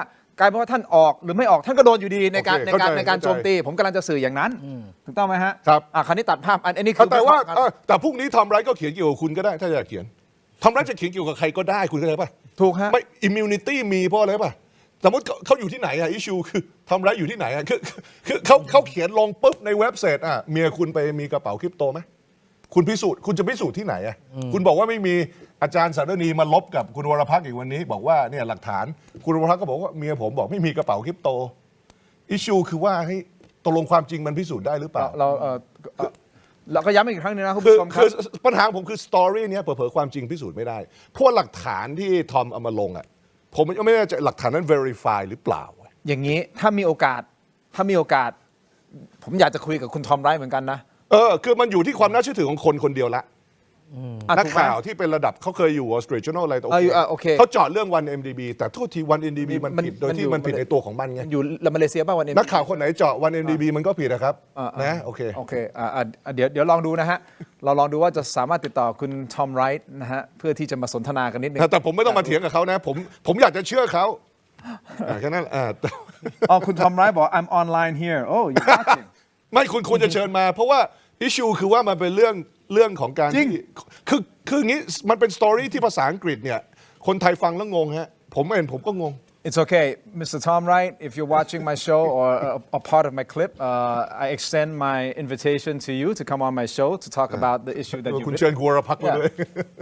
If I can, I'll invite คุณวรพักษ์ but I don't think มันตอนนี้เขาเป็นคู่ขัดแย้งกันอยู่นะตอนนี้ผมไม่รู้นะเดี๋ยว ครับ ว่ากันไปแต่อาจารย์ตริมผม ไ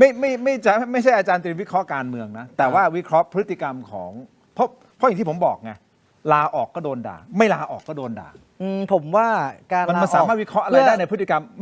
ไม่ต้องเป็นคุณวรพักษ์ก็ได้ เป็นคนอื่นก็ได้ โอเค สมมุติตำแหน่ง CEO ของบริษัทอันนี้ ใช่ไหมอาจจะมีข้อ เอาวัฒนธรรมแล้วกัน เอาวัฒนธรรมโอเค วัฒนธรรมสมมติประเทศญี่ปุ่นนะครับ ถ้ามีแค่ข้อกล่าวหาเขาลาออกแล้ว ถ้าเป็นญี่ปุ่นนะ อันนั้นคือวัฒนธรรมญี่ปุ่น แต่ที่ไทยอยู่ที่ความหน้าด้านของแต่ละคน เอาจริง โอ้โห ๆ เพราะว่าบาง โอ้ย เคสอะหลักฐานเต็มๆ ก็ยังอยู่ต่อก็มี แต่ว่าบางเคสอาจจะเขารู้สึกว่าเรื่องแค่เนี้ยมันทำให้เขาเสียชื่อเสียงแล้วนะ คือมันอยู่ที่ความละอายระดับความละอายจริง ๆ ว่าเราเซนซิทีฟกับเรื่องนี้มากน้อยแค่ไหน คือวัฒนธรรมญี่ปุ่น แค่ญาติของเขาหรือนามสกุลเดียวกันมีส่วนพัวพันกับเรื่องอื้อฉาวนักการเมืองลาออกเลย เพื่อแสดงความรับผิดชอบ แต่ผมไม่ค่อยเห็นวิธีการนี้ในการเมืองไทยเท่าไหร่ การลาออกเพื่อรับผิดชอบเห็นน้อยมาก อันนี้ก็ค่อนข้างจะเลยแปลกใจสำหรับบริบทนักการเมืองไทยเฉยๆ แต่เขาอาจจะมีความละอายหรือว่าอาจจะมีแนวคิดอาจจะเหมือนคนญี่ปุ่นก็ได้ครับ ผมก็ไม่ทราบ เพราะนี่มันคือเรื่องส่วนตัวในการตัดสินใจ ต้องเรียนอย่างนี้ก่อนนะฮะท่านวรพักษ์นี่ไม่ได้เป็นนักการเมืองนะถูกต้องไหมฮะเขาไม่ได้เป็นนักการเมืองโดย ใช่แต่เมื่อมีตำแหน่งมันก็จะ ใช่ แต่ หมายถึงว่าท่านเป็นนักการเงินมากกว่านึกออกว่าท่าน ใช่ ช่ำชองในเรื่องของ finance เรื่องของเงินไงแล้ววันนี้ได้รับเกียรติให้มาร่วม คณะรัฐมนตรีกับคุณอนุทินนึกออกไหม ครั ฮะ บ เป็นรัฐมนตรีคนนอก ครับ พออย่างนี้มาเนี่ยคือวิธีการคิดก็อาจจะไม่ได้เหมือนกับนักการเมืองทั่วไปหรือเปล่าหรืออะไรยังไงผมไม่รู้ แต่จังหวะของข่าวนี้มันเกิดขึ้นในช่วงซึ่งมีปัญหาเรื่อง scam center ที่กัมพู นั่ ชาน น่ะ ด้วยเลย มันก็เลยกลายเป็น มันเลยเหนื่อย คือวิธีการต่อสู้กับความขัดแย้งของแต่ละคนไม่เหมือนกัน อ่า บางคนหลีกเลี่ยงหลีกหนี ซึ่งการลาออกอาจจะเป็นการจบปัญหาในรูปแบบของเขา บางคนเลือกต่อสู้ครับ บางคนเลือกปณิประนอม บางคนเลือกไปเข้ากับศัตรูของศัตรูคือมิตร อย่างเงี้ย คือมันมีหลายวิธีการให้เลือกเขาอาจจะเลือกทางนี้ ซึ่งไม่ผิดหรือถูก ถูก ผิดหรือถูกอยู่ที่หลักฐานอืม อ่ะก็รอดูนะฮะว่าคุณทอมไรท์นะฮะจะมาไหมนะฮะคุณผู้ชมอยากสมมติ คุณวรพักษ์เขาได้ฟ้องพิธีกรด้วยนะ เพราะว่าถ้าคุณชงประเด็นไป ไม่มาตรฐานปกติถ้านักการเมืองเนี่ยพิธีกรจะต้องไปขึ้นศาลด้วยนะ ในฐานะอะไร ในฐานะคนที่ชงประเด็น จำเลยร่วมอย่างเงี้ย จำเลยร่วม อ๋อเหรอหม่อมปึ้มเคยโดนใช่ไหม แต่ผมไม่ผมไม่เคยโดน อ๋อไม่เคย ผมจะไม่เชิญแขกที่พร้อมแฉขนาดนี้ แต่คุณเชิญนะเดี๋ยวผมจะรอดู ผมจะรอดู ไม่แต่มันสนุก คุณมาเป็นพยานได้ ไม่ ไหม เพราะว่าที่ผมอ่าน คุณ ที่ ชงให้ผม เนี่ยมันที่เขาเขียนเนี่ยมันโกโซบิ๊กมากคือแบบโอ้โหมันโอ้โห เฮ้ยแต่เราในฐานะสื่อเราสื่อเรียนเชิญมาคือเรียนเชิญทั้งสองท่านนะ ท่านวรพักษ์ด้วยนะ ท่าน วันเดียวกันเลยเหรอ ไม่มาพร้อมกันหรอก วันเดียวกันเลย ไม่ถ้าไม่มาพร้อมกันก็คนละวันก็ได้เปิดโอกาสเปิดเพราะเราเป็นสื่อเราอยากรู้เราไม่ได้นึกออกไหมฮะไม่ได้แบบว่าเธอมาฝั่งเดียวแล้วก็อีกฝั่ง ผมมองว่าคุณวรพักษ์เนี่ยดันไป dignify บทความนี้ ดันไปยกระดับบทความนี้ขึ้นมาเป็นว่าเหมือนกับมีมูลยอมลาออก เอานะ ขอไปเชิญ เอานะในฐานะสื่อเราต้องการเปิดพื้นที่ให้นะครับถ้าเราทำงานแบบนี้แล้วยังโดนฟ้องก็ไม่รู้จะพูดอะไรแล้วฮะ ครับ ก็ลุยต่อฟ้องก็จัดมาฮะทำอย่างกันเราไม่เคยโดนฟ้องกัน มั นะ นก็เป็นอย่างนี้ตลอด มันเป็นอย่างนี้ตลอดนะ มันก็เป็นอย่างนี้ตลอด อาจารย์ตื่นครับ ขอบคุณครับ หมอ ผม เปิ้ล ที่เชียร์ขึ้น ผมเอาได้เป็นนักกินกันนะปลอดภัย คุยกันมานานฮะขอขอบคุณเม็ดอมซิงค์พลัสผลิตภัณฑ์ไมบาซินจากเกรเตอร์ฟาร์มานะครับมี 3 สูตรที่มีคุณประโยชน์จากวิตามินหลากหลายชนิดครับเม็ดอมซิงค์พลัสวิตามินซีและโคคิวเทนกลิ่นองุ่นมะนาวครับเม็ดอมซิงค์พลัสลูทีนและบิลเบอรี่กลิ่นแบล็คเคอร์เรนต์เม็ดอมซิงค์พลัสเบต้ากลูแคนกลิ่นสตรอเบอรี่นะครับซิงค์มีส่วนช่วยในการทำหน้าที่ของระบบภูมิคุ้มกัน และกระบวนการต่อต้านอนุมูลอิสระครับถ้าเจ็บคอไอนะหรืออยากจะเสริมภูมิคุ้มกันเลือกไมบาซินจากเกรเตอร์ฟาร์มาหาซื้อได้ที่ร้านสะดวกซื้อซูเปอร์มาร์เก็ตและร้านขายยาทั่วประเทศนะครับไมบาซินจากเกรเตอร์ฟาร์มาก้าวสู่60 ปีอย่างมั่นคงและยั่งยืนนะครับขอบคุณมากๆเลยนะครับคุณผู้ชมอย่าลืมนะชมรายการเข้ามาตอนนี้โหวตกันหน่อยตอนนี้ 8,500 กว่าโหวตแล้วอยากให้ถึงสัก 10,000 โหวตได้ไหมครับผมถามนะฮะว่าคุณเคยตกเป็นเหยื่อสแกมเมอร์หรือไม่นะครับแสดงความคิดเห็นเข้ามาหน่อยนะฮะช่วยกันกดนิดนึงนะครับคุณผู้ชมครับอ่ะต่อจากอมครับดมต่อเลยฮะหมอมครับนี่ฮะ ทั้ง เราดมกันต่อ ทั้งดมเลยโห แน่นอนทั้งอมทั้งดมนะครับยาดมสมุนไพรตรามังกรทองสูตรดอกไม้หอมครับได้รับรางวัล Premium Herbal Products นะฮะผลิตภัณฑ์สมุนไพรคุณภาพปี 2568 ครับจากกรมการแพทย์แผนไทยและการแพทย์ทางเลือกครับบรรเทาการวิงเวียนศีรษะหอมเย็นชื่นใจจากอ้วยอันโอสถนะฮะมีคนคอมเมนต์บอกว่าพี่ทินขายของเก่งมาก คุณต้องซื้อของเก่งด้วยนะครับ กดเข้าไปที่ ลิงก์ของเรานะใน YouTube ตอนนี้ซื้อของได้เลยนะครับ หรือไปที่ร้านสะดวกซื้อต่างๆ สามารถซื้อได้นะครับ หรือสิ่งต่อไปควรจะซื้อนะถ้าท่านยังไม่มีซื้อนี่แหละครับ เป็นเครื่องใช้ไฟฟ้าขนาดเล็กฮะ Seagull Electric ครับ อันนี้ตอบโจทย์ทุกการใช้งานเลยนะครับ สร้างสรรค์เมนูได้อย่างเชฟมืออาชีพครับหม้ออัดแรงดันไฟฟ้าแบบตั้งโปรแกรมได้ 6 ลิตรฮะระบบดิจิทัลอัจฉริยะควบคุมอุณหภูมิ และเวลาได้อย่างแม่นยำทำให้เรายกระดับมื้ออาหารธรรมดาเนี่ยให้เป็นมื้อพิเศษทันทีฮะเหมาะสำหรับผู้ที่อาจจะโสด หรืออาจจะเพิ่งแต่งงาน หรืออาจจะแบบมีลูกคนหนึ่งใช่ไหมแล้วอยู่ในพื้นที่แบบอบอุ่นนะฮะห้องไม่ได้ใหญ่มากเล็กๆเนี่ยอันนี้เหมาะเลยนะฮะเครื่องใช้ไฟฟ้าขนาดเล็ก Seagull Electric จัดมาฮะต่อครับบางทีเรารับประทานอาหารเยอะเกินไป โดยที่ไม่ได้ไตร่ตรองไว้ก่อนว่ากระเพาะเราเนี่ยควรรองรับอาหารได้ขนาดไหนบางทีไปปาร์ตี้ไงกินเยอะไงกรดไหลย้อนมาครับโดนฮะต้องวันเกิดครับถ้ามีกรดไหลย้อนครับยาบรรเทาอาการแสบร้อนกลางอกฮะอาหารไม่ย่อยเนื่องจากกรดไหลย้อน เพราะฉะนั้นถ้าคุณมีกรดไหลย้อนนึกถึงวันเกิดครับต้องวันเกิดนะครับยาบรรเทาอาการแสบร้อนกลางอกอาหารไม่ย่อยครับอาจารย์ตรินบางทีเยอะกินเยอะเกิน ชื่ ไป อแบรนด์เขา วันเกิดมันมาจากคำว่าเกิดนะใช่ไหมเกิดก็ไออาการของ วันเกิดเลย วันเกิดจัดมาของดีนะครับคุณผู้ชมครับ ถ้าคุณจะเดินทางผมแนะนำนะก่อนที่จะเดินทางเนี่ยคุณต้องเอารถคุณไปตรวจก่อน และถ้าช่างตรวจมาแล้วนะหมอปลื้มแล้วเจอว่าเฮ้ยพี่เบรกมันไม่ค่อยนั่นนะผ้าเบรกใกล้หมดนะต้องอันนี้นะฮะ Compact Brake ครับก้าวล้ำไปอีกขั้นครับกับนวัตกรรมความปลอดภัยล่าสุด Compact Primo Gen 2 สูตรผ้าเบรกเกรดพรีเมียมครับมาพร้อมกับเทคโนโลยีใหม่ Zero Water Absorption Technology ที่เพียบพร้อมด้วยมาตรฐานความปลอดภัยระดับโลกครับพร้อมแล้วครับที่จะทำให้ทุกเส้นทางของคุณอยู่ในคอนโทรลของคุณครับจัดจำหน่ายแล้ววันนี้ที่ร้านอะไหล่ชั้นนำทั่วประเทศฮะและ Compact Premium Center ไปถามได้เลยนะครับ Compact Primo Gen 2 All in Control พระเบรกครับยังไม่หมดใช่หรอครับ คุณผู้ชมทักว่ายังไม่หมดต่อเนื่องขายของใช่ฮะถ้าผมไม่มีสปอนเซอร์เหล่านี้เราอยู่ไม่ได้เราจะเชิญหมอมปลื้มมาไม่ได้เราจะเชิญอาจารย์ตรีมาไม่ได้แล้วเราจะเชิญแขกรับเชิญอีกหลายท่านมาไม่ได้ครับน้องๆของผมนี่จะไม่มีอะไรกินนะฮะไม่มีเงินส่งกลับไปให้พ่อแม่นะครับแล้วเขาจะทำงานที่เขาจะเอาเงินที่ไหนกินข้าวครับเพราะฉะนั้นช่วยสนับสนุนเราด้วยนะครับ นวัตกรรมใหม่ล่าสุดเลยฮะ BrainTech Tri Screen ครับจอเสริมสุดล้ำที่สามารถทำงานพร้อมกันได้ถึง4หน้าจอในเวลาเดียวกันด้วยความคมชัดระดับ Full HD ครับและการเชื่อมต่อที่ง่ายสุดๆฮะเพียงเสียบสาย USB Type C ก็พร้อมใช้งานทันทีน้ำหนักเบาครับพกพาสะดวกฮะถ้าท่านสนใจเข้าไปดูข้อมูลก่อนได้นะฮะไปที่ Facebook Tero Digital และอย่าพลาดนะฮะถ้าตัดสินใจสั่งซื้อใส่โค้ด Let's Play AI รับส่วนลดทันที 2,000 บาทฮะ 2,000 บาทรับส่วนลดทันทีเลยนะฮะใส่โค้ดนี้ Let's Play AI มี 2 ขนาดให้เลือกด้วยกันครับ 14 นิ้วกับ 16 นิ้วฮะว้าวหมอมปลื้มมาแวร์วูฟไหมนี่มีคนถาม ยังไม่เคยมารายการนี้เห็นคนมาเล่นกันเยอะ อ้าว เฮ้ย จัดสิ ผมไม่เข้าใจว่าทำไมมันกลายเป็นเรื่องที่เล่นกันอย่างจริงจังกัน มันสนุก ไม่เล่นเกมอยู่บ้านมัน ไม่ใช่ฟีลลิ่งมันคนละฟีลลิ่งคุณมานั่งตรงนี้เนี่ยอาจารย์ตรีนมาแล้ว มันไม่ใช่เรื่องเล่นๆครับ วันนี้เรามีเกมใหม่ใช่ไหมคู่โค่นอำนาจทกใจคนวันนี้เหรอวันนี้เหรอวันนี้วันพฤหัสวันไหนวะวันเสาร์โทษที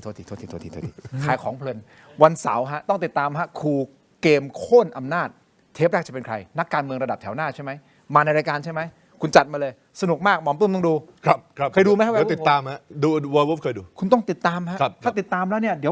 วอาจจะจัด แต่ชื่อ แมตช์ คู กัน มันอันตรายนะฮะความหมายของคู คูเดต้า คือรัฐประหาร ใช่ไงใช่ไงแต่มันชื่อเกมอย่าไปซีเรียสมาก ครับแต่มันเกิดขึ้นจริงไงในเมืองไทย อุ้ย แล้วมันเกิดขึ้นจริงเนี่ยแหละ มัน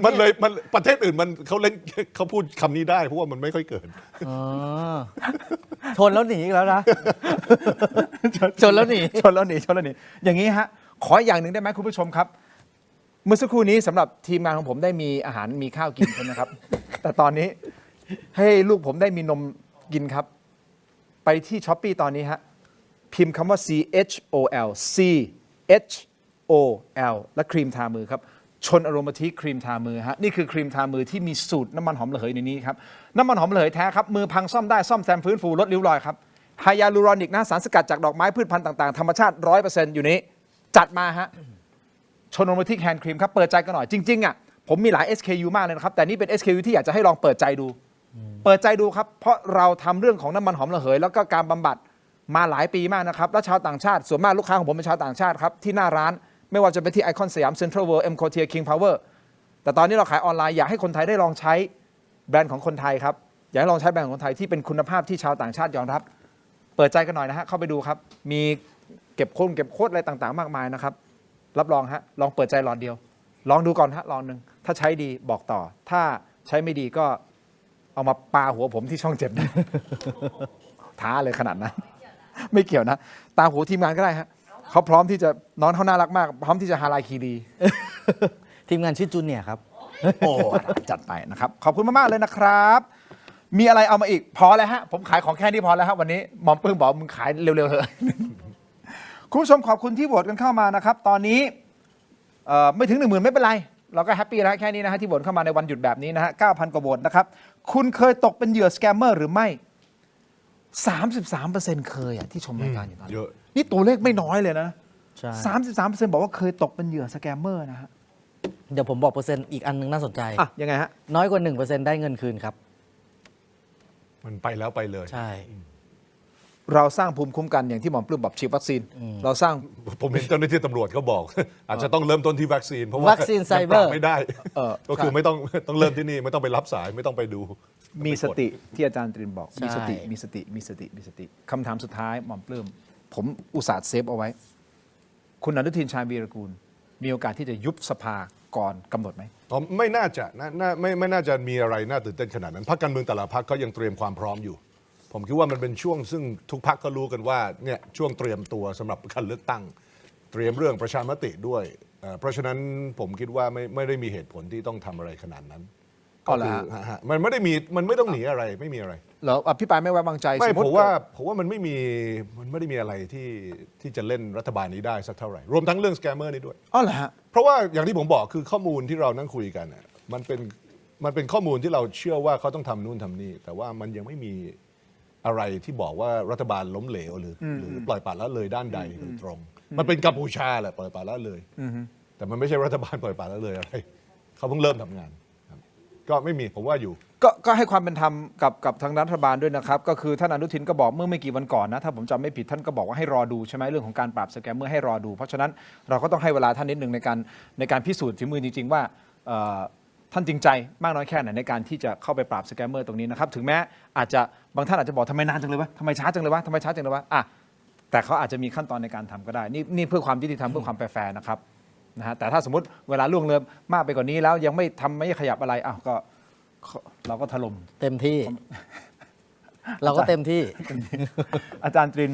ผมไม่รู้นะอาจารย์ตรินจะมีอะไรฝากทิ้งท้ายหรือเปล่าแต่ผมอยากให้อาจารย์ฝากเพราะทุกครั้งที่อาจารย์จะมี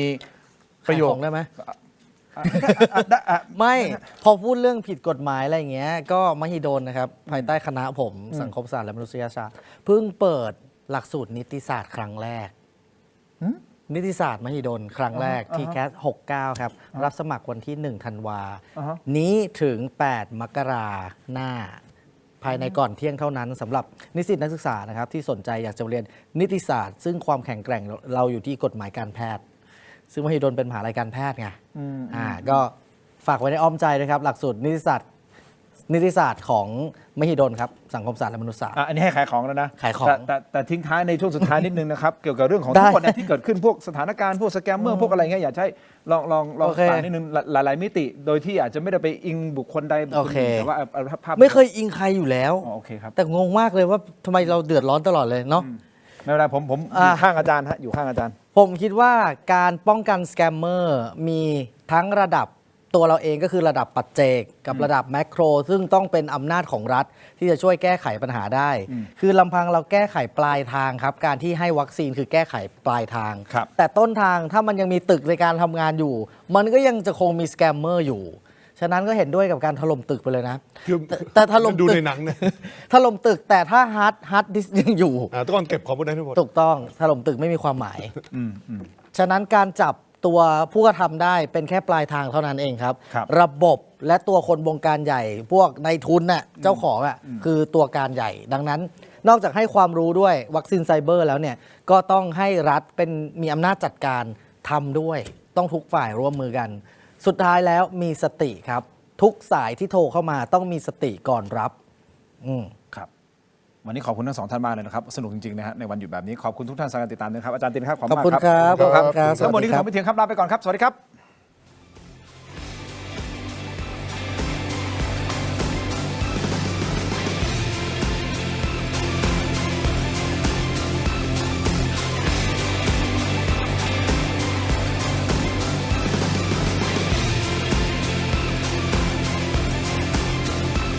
มีคุณผู้ชมถามเข้ามามากมายนะครับว่าถกไม่เถียงมีวิธีการร้องทุกข์อย่างไร เรามีขั้นตอนง่ายๆ ดังต่อไปนี้ครับ เริ่มต้นจากสแกน QR Code นี้เลยครับ จากนั้นนะครับท่านก็เข้าสู่หน้า Inbox ของรายการถกไม่เถียง เพียงท่านกดคำว่าเริ่มต้นระบบอัตโนมัติจะส่งลิงก์ที่ทีมถกไม่เถียงสร้างขึ้นมาให้แก่ท่านนะครับรับรองว่าเป็นลิงก์ที่ปลอดภัยกดเข้าไปได้เลยครับเมื่อเข้าไปถึงหน้านี้นี่นะฮะแค่นี้นะครับท่านก็พิมพ์เรื่องราวร้องทุกข์มาได้เลยนะครับแต่ผมมีทริค3 ข้อสำหรับการร้องทุกข์เข้ามาในรายการถกไม่เถียงนะครับ 1. เขียนเรื่องราวร้องทุกข์ของท่านให้ละเอียดชัดเจนและสรุปโดยง่ายที่สุดนะครับข้อที่ 2 เขียนชื่อเบอร์โทรของท่านให้ครบถ้วนสมบูรณ์ที่สุดและข้อที่ 3 ถ้าท่านมีภาพคลิปวิดีโอกล้องวงจรปิดหรือหลักฐานต่างๆนะครับส่งเข้ามาที่อินบ็อกซ์ของเราได้เลยครับเพียงเท่านี้นะครับเรื่องราวร้องทุกข์ของท่านก็จะเข้าสู่ระบบหลังบ้านของถกไม่เถียงอย่างแน่นอนนะครับอย่าลืมนะครับเดือดร้อนไร้ที่พึ่งนึกถึงถก